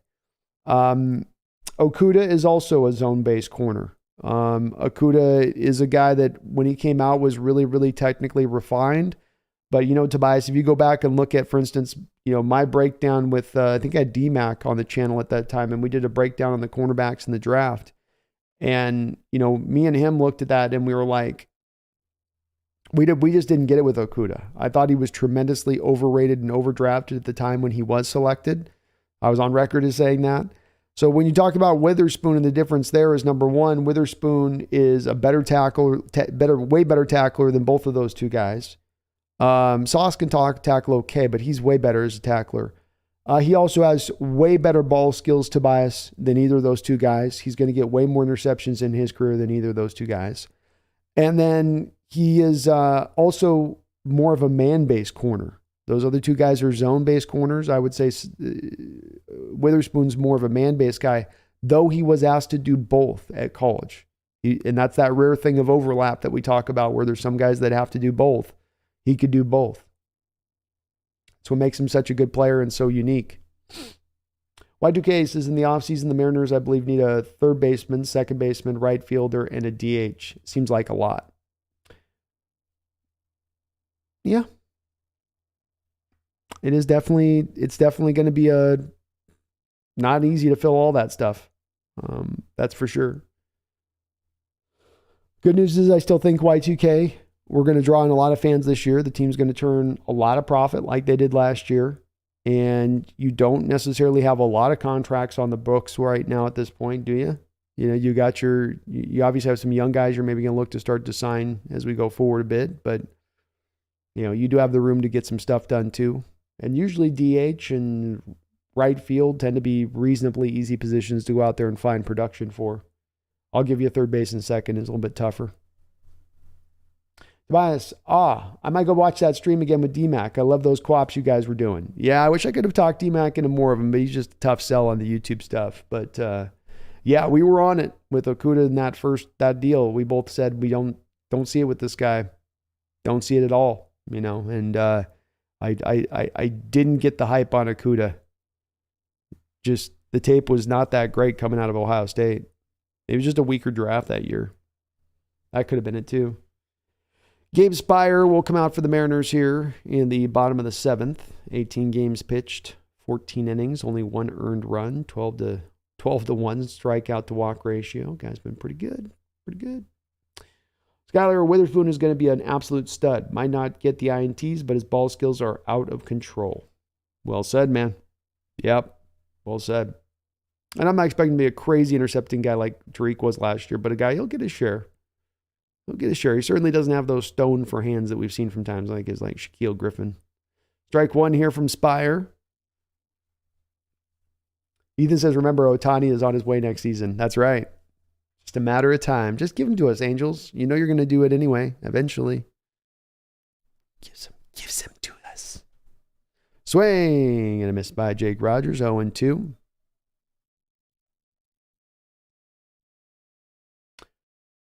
Skyler says the fact that we had a Gold Glove third baseman for a decade and Suarez has been solid is vastly underappreciated. For sure. I think the thing I'll say is, Skyler, is, you know, when he's hitting 230 though, it's like, that's the part we can't ignore. The guy strikes out a ton and he's hitting 230. But he hits it for a lot of power and he's played some tremendous defense. But that is the part we've got to kind of offset that with that a little bit to put him in his proper kind of, and I love Suarez, I do, but he's definitely a streaky guy.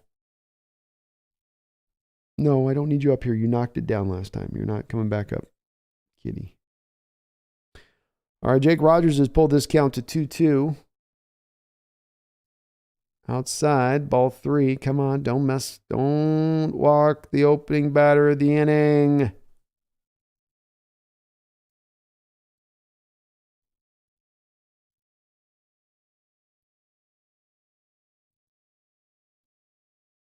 And he walks the 9-hole hitter of the inning.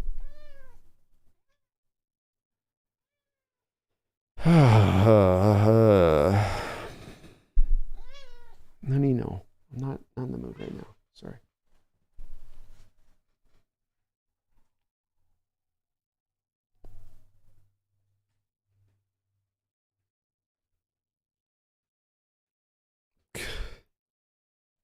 Ball's hit right up the middle for a base hit. Quickly, 2 men on here in the 7th. Jeez. What Y2K says, man, Wong's blows. He's also had a bunch of late game errors, double plays. Yeah, he's not good. We hope that we're getting at least just something marginal as an improvement from where we were last year. And instead, he somehow has been worse than what we got from the position last year. I don't know, it's just how we get these guys that hit like 260, 270 for the career, and then they come over to Seattle, and then they suddenly hit like 180. They completely forget out. They turn into like a bad AAA hitter. And you see so many through the years. So many.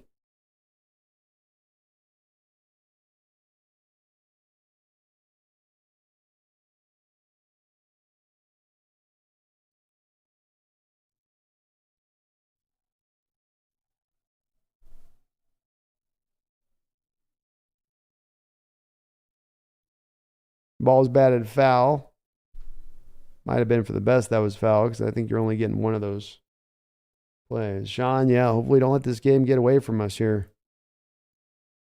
Skylar says the way Witherspoon gets those jump ball tips is very Sherman-esque. He's got absolute Sherman-like ball skills. I know he's got the same kind of hands, but he definitely can track the ball, time the ball. He'll make a play on the ball. He's not trying to just mangle a guy in coverage. Swing and a miss. Strike 2. See if Spire can get himself a K here and make this hold up a bit. Got him flailing there. 0-2. Inside. Ball 1.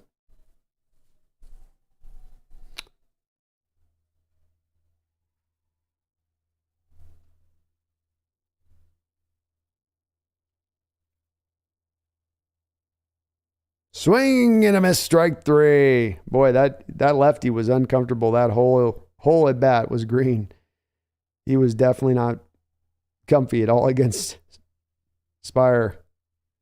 Big strike out there now. 1 out. Runners on first and second. And it looks like Service is going to go out and make another pitching change. Service has been very active here with the pitchers. I like this. Go back to the righty matchup. Y2K says I was mistaken. We have squares for this year and next year, then a club option for a third year. What do you mean by squares, Y2K?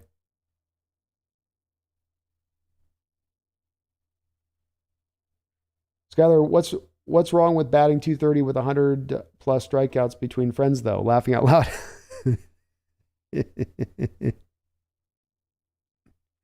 Hey, as long as he gets some bombs in between, I'm good with it. I can deal with it.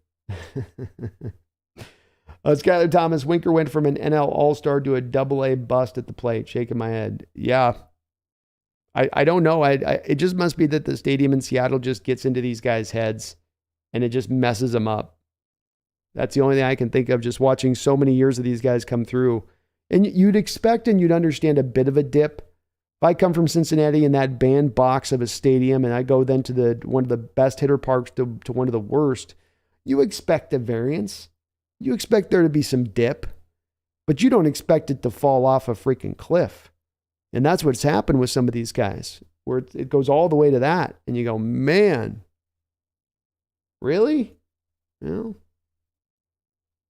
Sean Lee, give us a double play and let's get out of this inning. Come on, let's do it. Y2K says Suarez is fine. I do feel one of the seasons coming within a year or two, he's going to be worthless.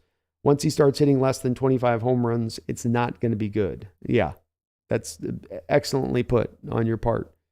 And that's the way I see it as well with it. It's fine as long as you're getting the power, the double power that you get from him, that stuff. But that starts dialing back and he strikes out as much as he does and he doesn't exactly walk a lot. And, now you only got the fielding to kind of lean back on.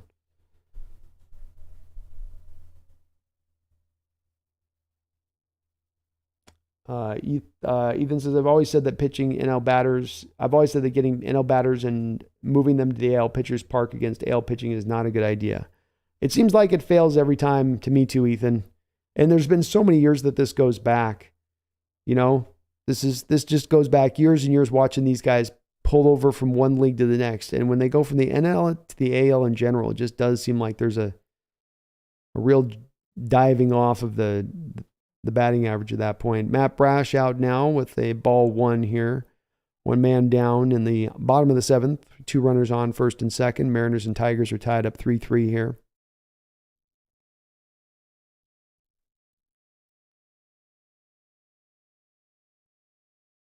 Swing and a miss, 1-1.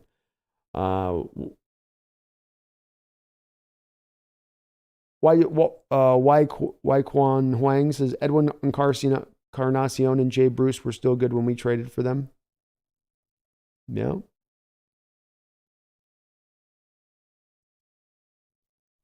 True. 2-1 here.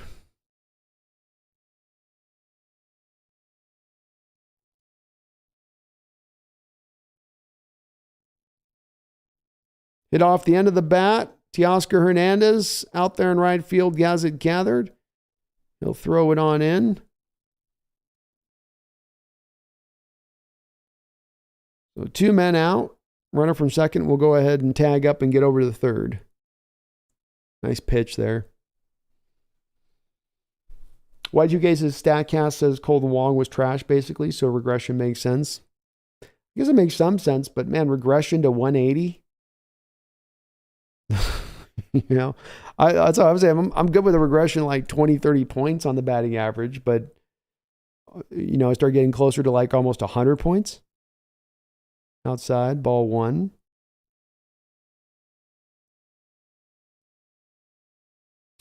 Spencer Torkelson up to the plate here. He is 0 for 3 in this game with a strikeout.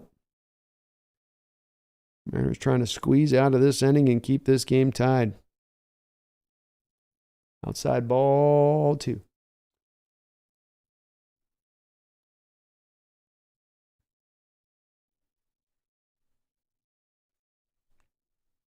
Two and 0.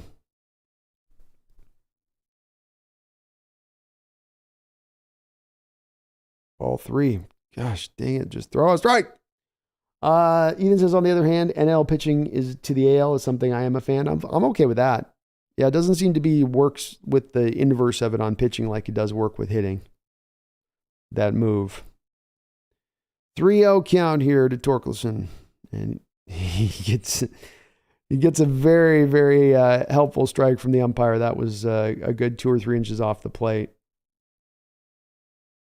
Mom's telling Torkelson, you're going to have to swing this bat, sucker. 3-1 pitch from Matt Brash. He misses away here and walks him, and that's going to load up the bases. Mariners relievers have come in and done a little bit of nibbling here. A little bit of just not throwing strikes.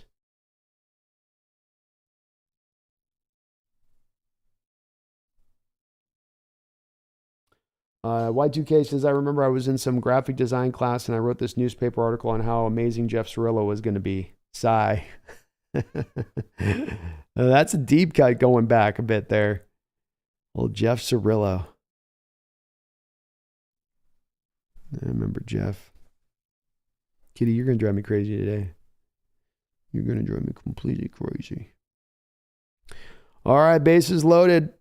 Brash has got himself in a pickle here now. There's not a lot of room, baby girl. So you have to just kind of keep it chill here. 0-1 here. My cat decides to crawl on me. Yeah, there you go. Lay down. Just lay it down. I don't have room. I don't know what to tell you. He already toppled the green screen once. And he hit him. Jesus. Mariner relievers are just giving it to this Tiger team today. Absolutely just giving it to them. Great bullpen letting you down today. And Brash is having one of his I'm going to be completely wild appearances where I don't know where the baseball is going. Jesus, you just this Tiger offense, you give them a free pass, you give them a free.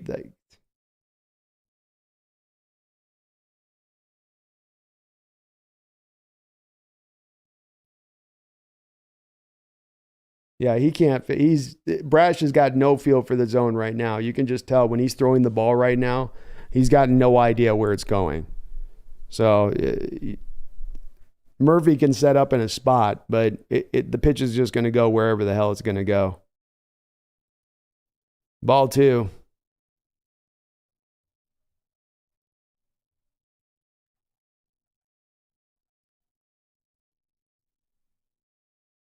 Come on, kid. You got to throw strikes. Make him swing the bat.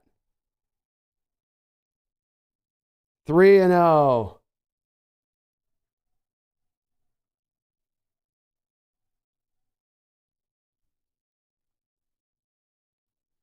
She's just going to give him 2 freebies here?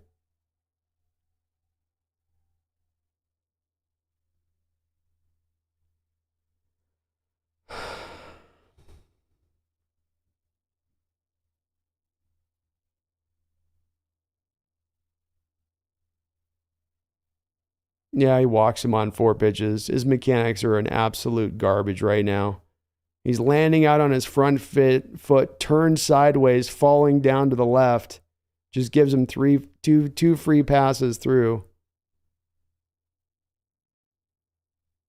And now Service is going to come out and make his 9th pitching change of the game. Service seems to feel like he just spins through 89 pitchers in this game. I have not been a fan of how Service has managed this game at all. This has been stupid. This is the problem, going to the bullpen too early like that as a manager, like you did there when he was still under 100 pitches. Get him through that inning at that point. Don't go to your bullpen that fast. But managers can't help themselves in the modern era. They've got those analytic folks in their head going, once they get to 100 pitches and they're 3 times through the lineup, their success rate has been reduced down significantly by the... It's like, how about just some fortitude, man? Have your starter get through some trouble and difficulty. No, I can control things. I can manipulate it.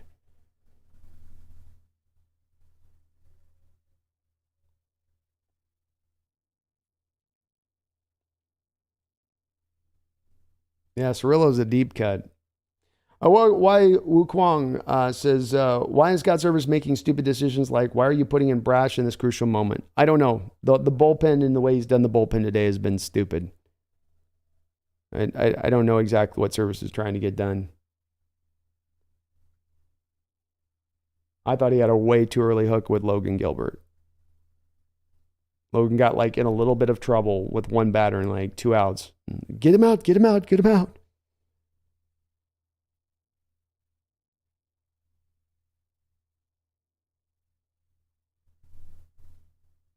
Y2K, I don't know if you remember, but Cirillo like tied a consecutive innings or games without an error, and then he went for some sliding play. He didn't make it, and they gave him the error, and I was like, what the F?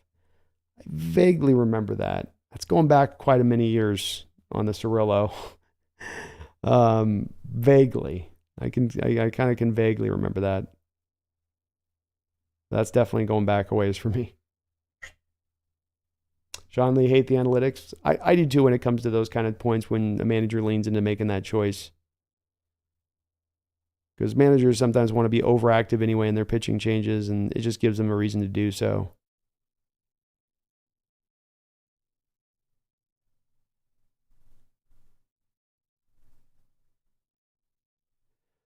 All right, bases loaded here now. Fenn out on the plate. Throws an actual strike. There's a concept. 0-1. Have a great day, says both Spire and Brash. Looking bad is surprising, though. It is. Yeah. I mean, Brash hasn't been as good this year. He's definitely been a little bit wilder out there with it. I'm okay, too, if your reliever comes in and gives up a hit. Drives me crazy when the reliever comes up and then hits a batter. And this is going to be a batter to the third base side, and he'll throw him out. But the damage is done. That ends the 7th. Tigers go up by 2 runs here, 5-3. I'm okay if you have a reliever, you come in and you get hit. You get hit. You know, I hope you don't hang a pitch. I hope you don't leave it over the middle of the plate. But, you know, the thing that'll drive me most crazy as a reliever is you come in, you got guys on base, and then you're not finding the strike zone. And I got to say, when I'm looking at Brash and he's torquing up his windup, and he's looking like he's putting every single inch of whatever he's got into every single pitch when he's throwing like that, there's a part of me that wonders if he's trying to, at that point, maximize out that velocity at the expense of getting his accuracy on point a little bit better. And that's where I start to nip that on that a little bit more, going, yeah, there's a little more control you have over this. And you walk in on back-to-back batters and just suddenly can't find the plate. You're a major league pitcher. find the plate.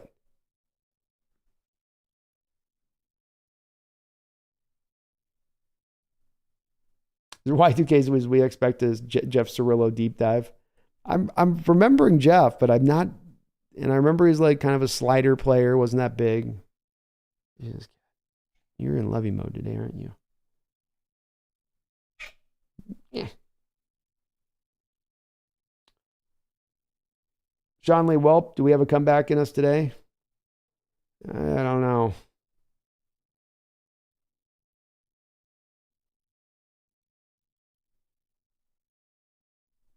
I mean, you got 10 hits. So, you have hit the ball a little bit today. You played some small ball. We'll see. Kelnick looked like he's coming up here for the Mariners to start things off as a pinch hitter. Top of the 8th.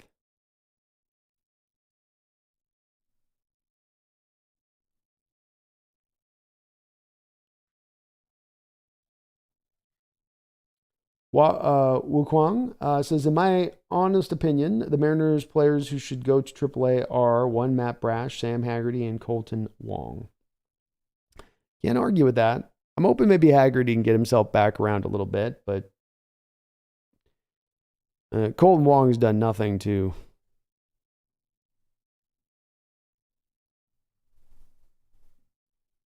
not that much of anything. Have a great day, says from then to zero.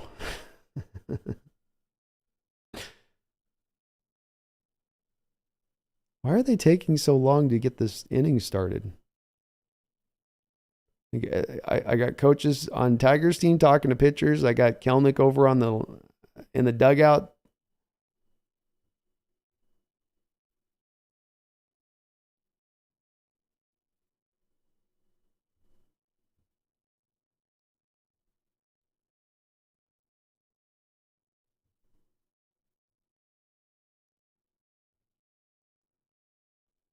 Y2K says, for some reason, I love David Bell. We had a great D over at third over the years. Oh, we have. Yeah. We've fielded over there for many, many years. We got Beltre in for a stop. He was awesome.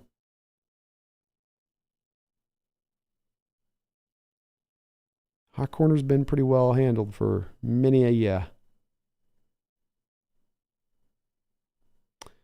All right, so the Tigers are making another pitching change. Feels like we've had about 32 pitching changes in this game for just a 5-3 score. These managers are definitely being very active today on the usage of the arms out of the pen. Trying to do what they can do, I guess, to control things. So maybe what they did is that they went pitch hitter and then they went lefty for the Tigers, is that they flipped to that when they saw Kelnick was coming up. Maybe that's why there was a little bit of a delay. Yeah, he's a lefty up. That's probably what they did. That was probably it. All right, strike one here to Kelnick.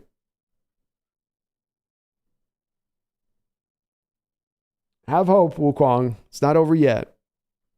Not over yet. Good vibes. Good vibes. Outside, ball one. 1-1.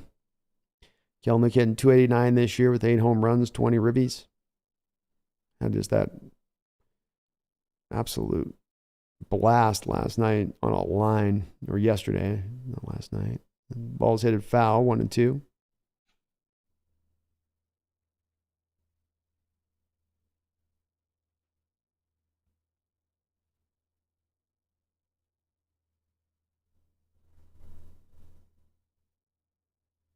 Outside, ball 2. Good eye, 2-2 now. Sharif for the Tigers is definitely going to work on trying to hit his spots here. He's not super overpowering with his stuff, and he gets Kelnick to swing there. Strike 3. Kelnick waved right through it a little meekly. Cool Breeze is DFA Wong, DFA Pollock, keep Caballero, call up Ford, Haggerty to AAA, keep Brash, just manage his appearances better. Yeah, I just don't high leverage situations. Maybe we kind of avoid that for a time with him, to your point. Haggerty up now, first pitch swinging, right through.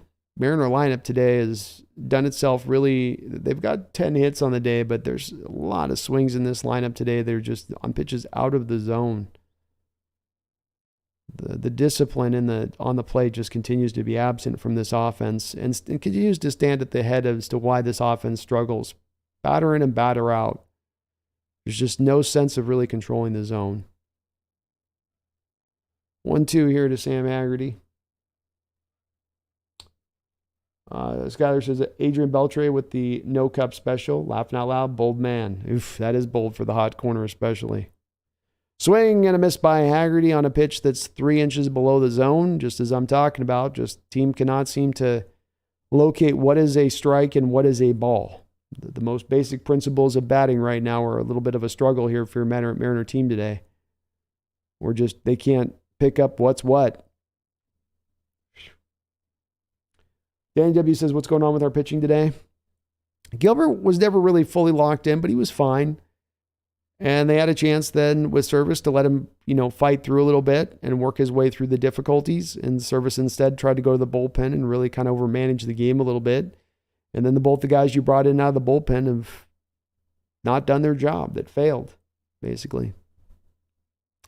1-1 here to J.P. Crawford. Crawford 2 for 5 in this game. Swing and a miss. This inning alone, I think you've had 5 swings on pitches out of the zone just in this inning alone. That ball was down almost in the dirt. Way too anxious, this team. Swings again at another pitch out of the zone. Fouls it off. It's not hard to trace this stuff. We'll quite honestly believe we would have still be tied if we let Gabe Spire play. Might have very well. Crawford will hit this up in the air, out to left field, who will be right underneath it, and that will be out number 3. So the Mariners go down in order, 1, 2, 3 here into the bottom of the 8th inning. We're going to try to hold on. I will say this, as much as I say I didn't like wearing a cup either when I played baseball. And I used to play first base. But I could not stand wearing cups. They were brutal. Why 2 cases? 5 runs isn't terrible. No, it's not bad. It's not horrible for your pitching staff to get 5 runs in this game. It's fine. It happens. If we can't get the sweep, at least we do have the 2 of 3 here. We go into the Boston series with our 2 best starters.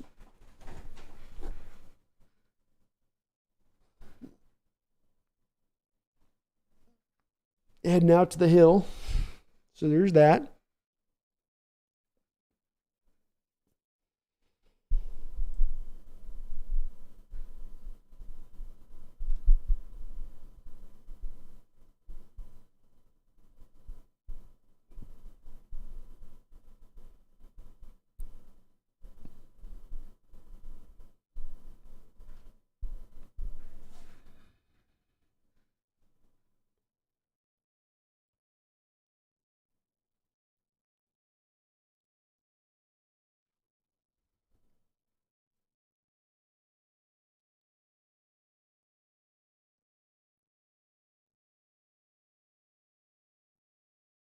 D-Man says, why do some people freak out after every inning in every game? I don't know. I know that the fan base right now is probably pretty turned up for the team to get good. And I think that there's definitely some anxiousness in the fan base of, well, are they just going to round out, just become the same old Mariners kind of thing? I don't find myself in that place of things, but I think that that's definitely a little bit of what bleeds into that. You got 20 years you've been in the playoffs one time. And like I've said with our Seahawks at times, you got to create a winning culture. And that goes all the way to the fans too. This ball is hit on the ground to Eugenio Suarez. A nice little play there as he gathers it up and throws it over to first for out number 1. Why 2 cases I wore a cup, but I played third? I think if I had played third, I might have probably wore one. First, you just don't get the hard hits because there's not as many lefties yanking it down the line with steam. Right-handers are hitting those. That's called the hot corner for a reason. That's for sure. Jake Rogers up now. Start things off last inning. Start off that Tiger assault last inning. Ethan says, since I started playing softball and having not played baseball for a long time, I'm definitely not an outfielder. I'm a first baseman. It's hard to track the ball when you're out of practice. It is, yeah. You got to work on that stuff. I did like a little semi-pro league thing for a while after in my 20s, and they put me in the outfield, and that was the same problem I had as I getting back to tracking the ball. You don't realize how much you kind of work on that back in the day in little leagues and stuff and junior highs, all that. Like, man, like, oh, God, I can't track a ball worth nothing now. 2-0 here, 3-0 for Then. Come on, buddy. It's nine-hole hitter. Don't walk the 9-hole hitter. No walkie. Y2K, that's it, man. Just got to win the series. Sweep would be nice, but just win these series. Strike 3-1.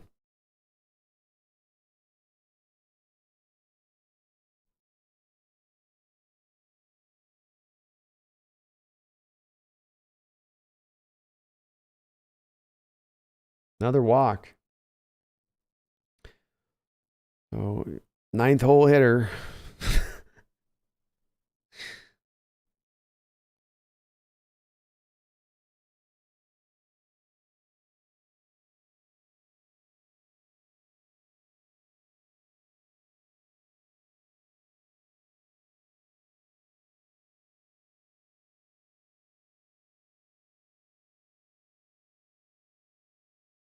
Boy, mechanically, all the Mariner pitchers today just look a little, outside of Gilbert, these relievers all just look a little like uncomfortable in their delivery.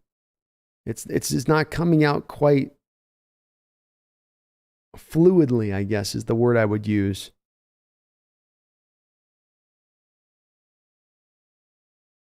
One count here.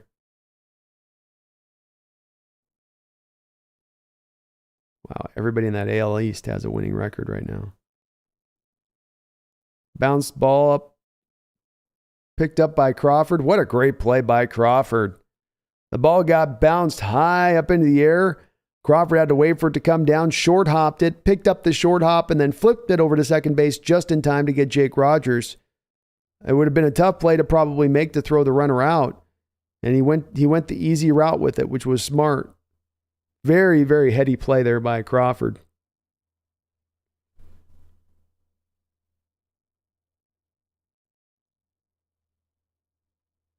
Two men out now. Runner on first. Tigers up 5-3. This is I played outfield and first base. First base was something I really liked. Plus, I was one of the taller kids on the team. I love playing first, Ethan. I tell you what, I had a hell of a stretch too. This ball's hit hard down on the ground, and this is going to get in for a base hit. Runner will have to hold up at second base, but we got first and second now. Two men out. I could really stretch at first base. That was my thing. I was good about short hopping and stretching. I couldn't do the splits in real life, but it was a live baseball game. I'd Jean-Claude Van Damme the hell out of those plays. Alrighty here. Bullpen's going to try to keep this held on. Give our Mariners the one more chance with just being with the 2 runs. Here we go.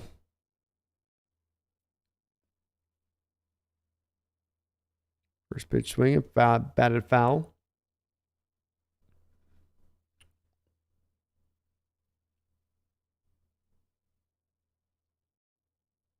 Baez 1 for 4 today.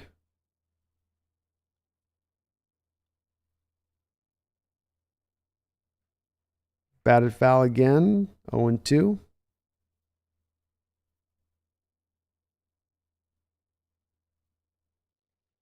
Then I'll grab a little bit of that rosin. 0-2, runners on first and second, 2 men out. Manages to fight that one off foul there. Good pitch by Thin. Ethan says, yeah, exactly, Brandon. The hops at first, all that stuff. A lot of fun. Oh, it is so much fun. It really is. When you get a good stretch and you just clip a runner, just about to get there, you get that little extra stretch, pick the ball up off the ground because it's a short hop. Ball 1, 1 and 2 there.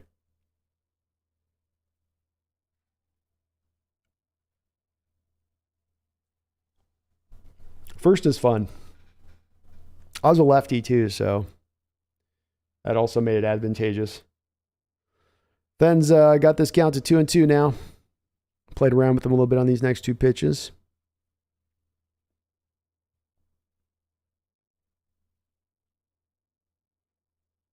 Two. Boy, Javier Baez has gotten himself to some pitches that are out of the zone on this at bat. Just managed to kind of fight them off. Good job by Baez. YGK says I was an error machine, but usually one of the better hitters on the team. There you go. You know, as long as you're offsetting it a little bit.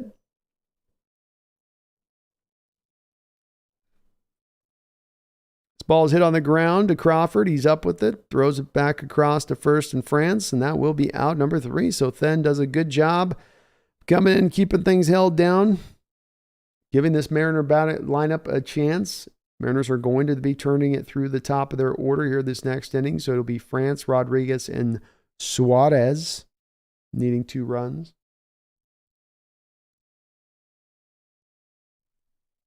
See what they do.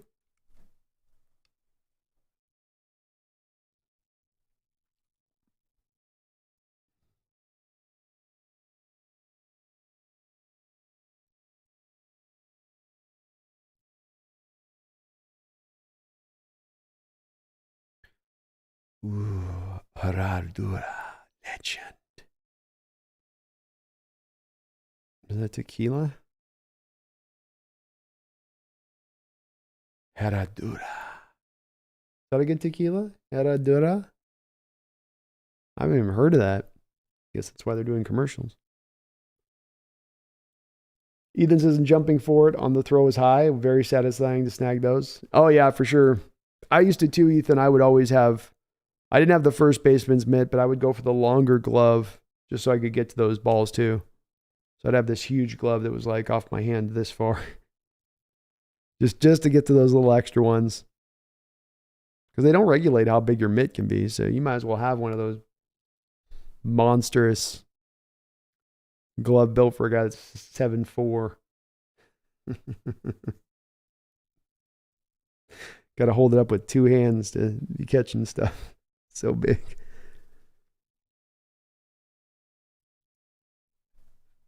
Why'd you guys? It's easier to play, the more likely I was to make an error. Well, it's like football, you know? It's like they say, what are the hardest catches to make? The ones where you can see it coming, the easiest ones that come in.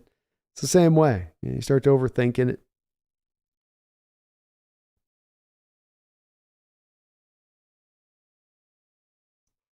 All right, Julio. France, you get on. Julio, you hit a home run. Let's make it happen.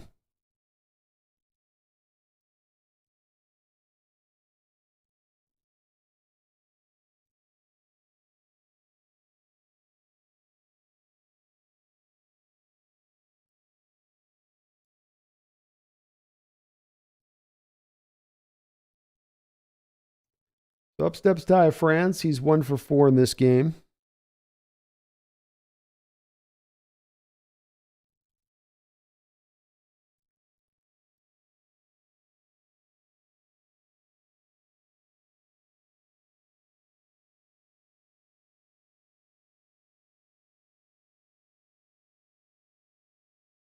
Fran's first pitch swinging, hits it off the inside part of the bat. Little pop up to second baseman for out number 1.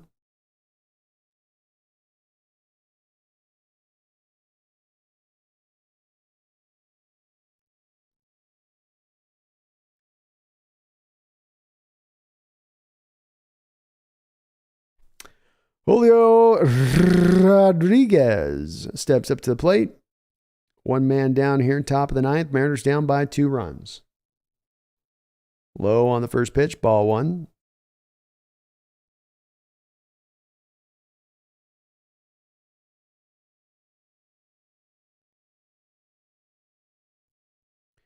Julio gets in, sets, swing, and a miss, strike 1.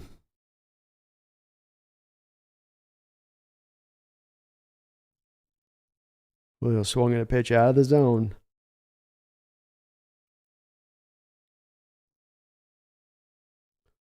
Ball.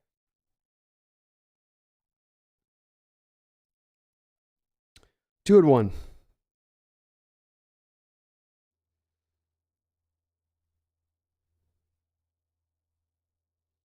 Strike. Swung through a breaking ball there. 2-2.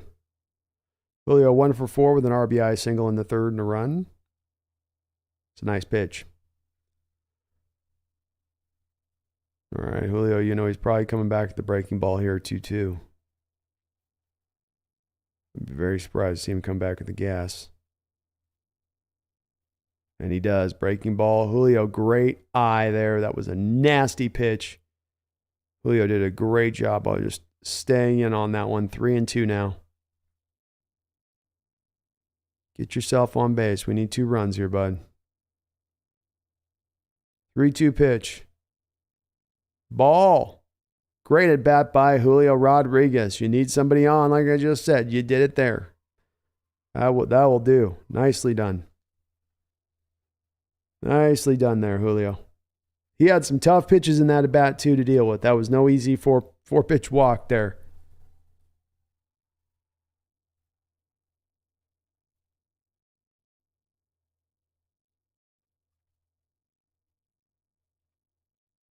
Julio will take his lead from first. Up steps Eugenio Suarez, taking ball 1. All right, guys, make him throw you strikes here. Eugenio 1 for 4 in this game. Single in the third. Nice breaking ball there for a strike inside lower half of the plate. 1-1.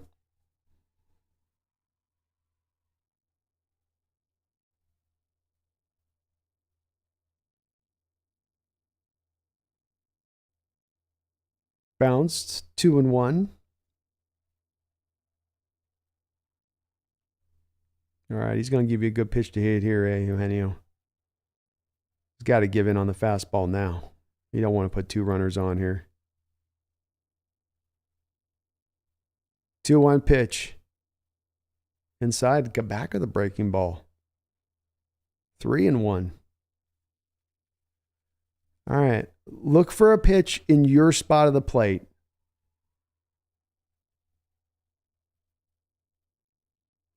For it in your spot of the plate. He got a good one there. He got 96 in there in a spot where he can maybe do something. Just fouled it inside. All right. Does he come back at the fastball here? Yes, he does. He's not able to hit that breaking ball for a strike right now, Eugenio. Look for the fastball. Fight it off if it's a breaking ball. He did get a fastball, and he gave it a good rip down the line.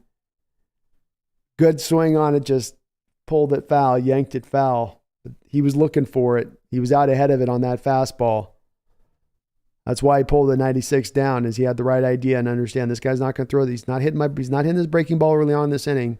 He's not going to want to put 2 guys on a 3-2 count with a breaking ball that's he's not sure if he can throw it for a strike. This is the cat and mouse now. They just see the hitter now out ahead of that 96 mile an hour fastball. Do you come back now to the breaking ball? I think not. I think it's a fastball again. Nope. Back to the breaking ball, and they walk him. He didn't like that swing Eugenio put on the previous pitch. But this is now Cal's got to be paying attention to this, where you go, okay, he's not hitting his spots on the breaking ball. He's got a pretty live fastball. I got to make him, especially with Cal here, you've got to make him throw that breaking ball for a strike. Make him prove he can get over for a strike here. Pitching coach is out to talk to Lounge. Closer here for the Tigers. Uh-oh. Is my connection going to go down? Come on now. Don't do this.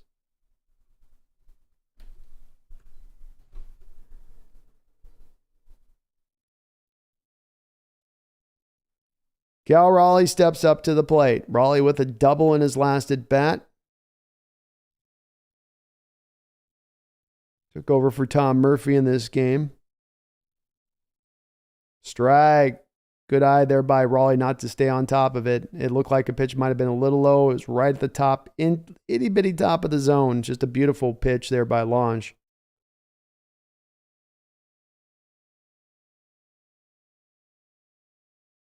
Outside, 1-1. Lange wants to just keep Raleigh here with a bunch of breaking balls. You know that. 1-1 pitch. Hit off the end of the bat, foul, 1-2. Runners on first and second, one man down. Mariners down 3-5 here against the Detroit Tigers. Top of the ninth inning. All right, you know it's a breaking pitch here, Raleigh. Got him to swing at one out of the zone. Strike 3. Sinker got him.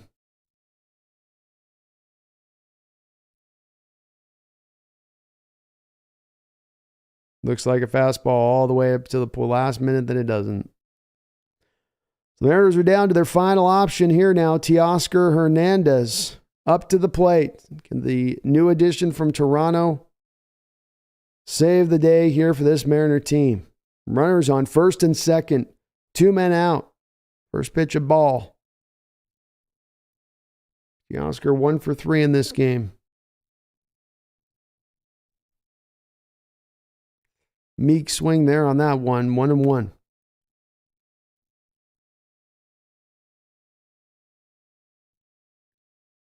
A lot of movement on that pitch.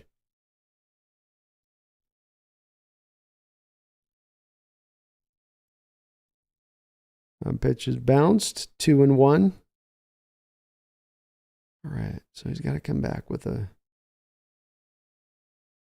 it's no guarantee he comes back with the fastball here. I try to look for that if I was Teoscar, though. Oh, he swung at a breaking pitch out of the zone.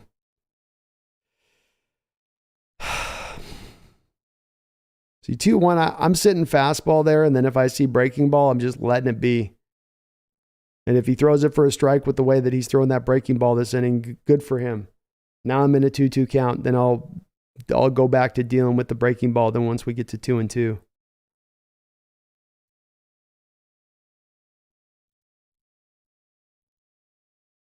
Two-two pitch. The Tiger fans are up on their feet. Here we go. Bounced. 3-2.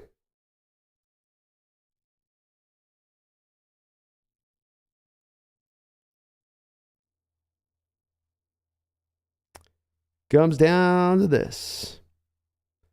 Oscar Hernandez waves the bat. Gets himself set, 3-2. Runners will run with the pitch. Swing and a miss on another breaking ball there, and that will finish it up. So the Mariners go down here in the final game of the series. The Detroit Tigers 3-5 as the bullpen is not able to hold things down as they normally do. Not very bomballero today. Not very bomballero. But indeed, the Mariners do end up falling. And good game. It was a good game, good series. Still, the Mariners do take the series from the Tigers. And, I think that the bullpen problems are not going to be as much of an issue as we go forward. I'm not really worried about that. I think, for the most part, the bullpen will still remain very much a strength for this ball club. What does stand out to me and what is going to remain a place of worry when you look at this team for this year and hoping this team can have some big aspirations is this lineup. You got a guy hitting 250, 273, 215, 219, 234, 212, 229. Caballero's up at 295, which is good, but then Wong's at 184. Pollock's at 139. You do have Kelnick in there at 287, but you have basically 3 guys in this lineup with Kelnick, Caballero, and Ty France that, are really hitting even just to a decent level. Everybody else is it just horrible marks for the most part down the line. And I do come back again, as I harp a lot on it, of just you so often aren't swinging at pitches that are in the zone. You're so often just being a free swinging ball club at every single turn. And to remain a consistent offense while you're going to show and display that all the time as much as they do, it's hard to see you being a consistent offense as just everybody's free swinging at pitches 4, 5, 6 inches out the zone sometimes.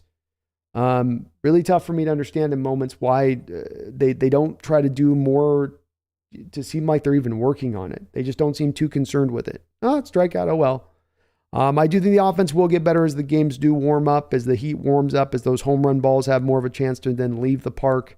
But this team could make itself a lot better if it could just do a little bit better job of controlling the zone, controlling when it swings and when it doesn't swing. I know it's hard. These pitches are nasty. I know it's easier said than done. But this has been a problematic spot for the Mariners going on like 3-4 years now, of that inability to control the zone, just always being the free swinging ball club at every turn. And maybe that's just some of how you built the team and put them together. But I think this team's going to be good. This team's going to compete for playoffs this year. But what will allow it to eventually become a team that can truly be great and push to be a World Series contending team is whether or not this team can learn how to control the zone just a little bit better. There'll always be the high amount of strikeouts with this lineup and the way that's constructed, but just got a little bit better control of things. Swinging out of stuff that's 7 inches off the plate, nowhere near the strike zone. You have a pitcher who can't find the zone with a breaking ball, and you're swinging at all of his breaking pitches. Just stuff like that that's you can control a little bit. You know, Lions Planet, good game, man, good game, and you guys played a good job on your guys' part to come back and fight back in this one, man. It would have been easier for you guys just to kind of lay over and show your belly after we got the 3 runs in this game, but you guys carved it out. You grinded it out. Had some good at-bats. Ethan, service too many changes. Definitely a little bit of over-managing today. Definitely over-managing. Voodoo Magic bullpen was due for a poor outing. Yeah, that's why I won't worry about the bullpen. They're fine. That'll be all settled in when it's all said and done. I'm not even really trying to say like I'm freaked out about the team. It is just going to be worrisome if this lineup can't. We saw this last year. You know, you are going to eventually get pulled back and held down, right? 18 innings of no-run ball against the Astros, right? We all remember that. I sat in that stadium for those 18 innings. I very much remember it. And, you know, you find yourself landing there so often with, yes, it's the reliance on the home run ball, but it's also just what is a strike and what is not a strike? What is a pitch to be swung at? What's a pitch not to be swung at? Can I foul this ball off when I'm into a 2-strike count? If he throws me a nasty pitch, can I find a way to just fight that off, live for another pitch, try to get around to him, maybe missing one on another pitch in the sequence? And they're just not yet able to show very much consistency in that mark of things. But it's still a very good year where we're standing, in my opinion, of things. Everything is in front of us right now. I've thought that this team was going to take a little bit of time to find itself throughout the course of this year, so it's not an incredible surprise to me that they're still sort of trying to find their footing a bit. So still a lot more to feel good about, I think, on this year so far than to feel bad about. And I think still it's going to be a bright future for this season as things do continue to unwind. On to Boston, as Ethan says, on to what may be a series with a lot of explosive scoring in that respective things. We will be back here probably, I don't think it'll be up Monday, maybe Tuesday. I don't know. It might be early afternoon games though too. We'll see. I think we've got maybe the Kraken going on Monday. So we'll have to kind of play that by ear. I might be on tonight for the Hawks Nest. I got to see if I can get a little bit of work done on my side of things. So I'm going to maybe shoot to try to do a quick show tonight at some point or another. Talk a little bit about the defense of our Seahawks this upcoming season. But thank you, J.O. Appreciate you, man. We'll definitely be getting more of these going over this next couple months for sure. And the goal is, again, to try to get to about 80 games live streamed this year. I'll also be getting some more uploads for the channel. I'm talking about these Mariners too, as I'm now starting to get a little bit more time with the football season kind of coming down to a full close and off season coming to the close, and I can kind of breathe a little bit. But we will be back probably, if not on Monday, I will be back Tuesday because I think that Boston game is an afternoon game, early afternoon game. So I will shoot for going live on Tuesday, and we are definitely going to hit that 80 game mark this season. Ethan, thank you, man. I appreciate you. You have a good one. Y2K, you have a good one. Lions Planet, GG's, man. Wu-Tang, I hope you're doing well out there, and I will possibly be back here tonight. If not tonight, then we'll do, if I don't get on tonight, we'll do Kraken tomorrow just for the hell of it on the Hawks Nest. Because why not? Why not, right? Appreciate you guys. Please hit that like button. Please subscribe. But beyond all that, don't you ever forget,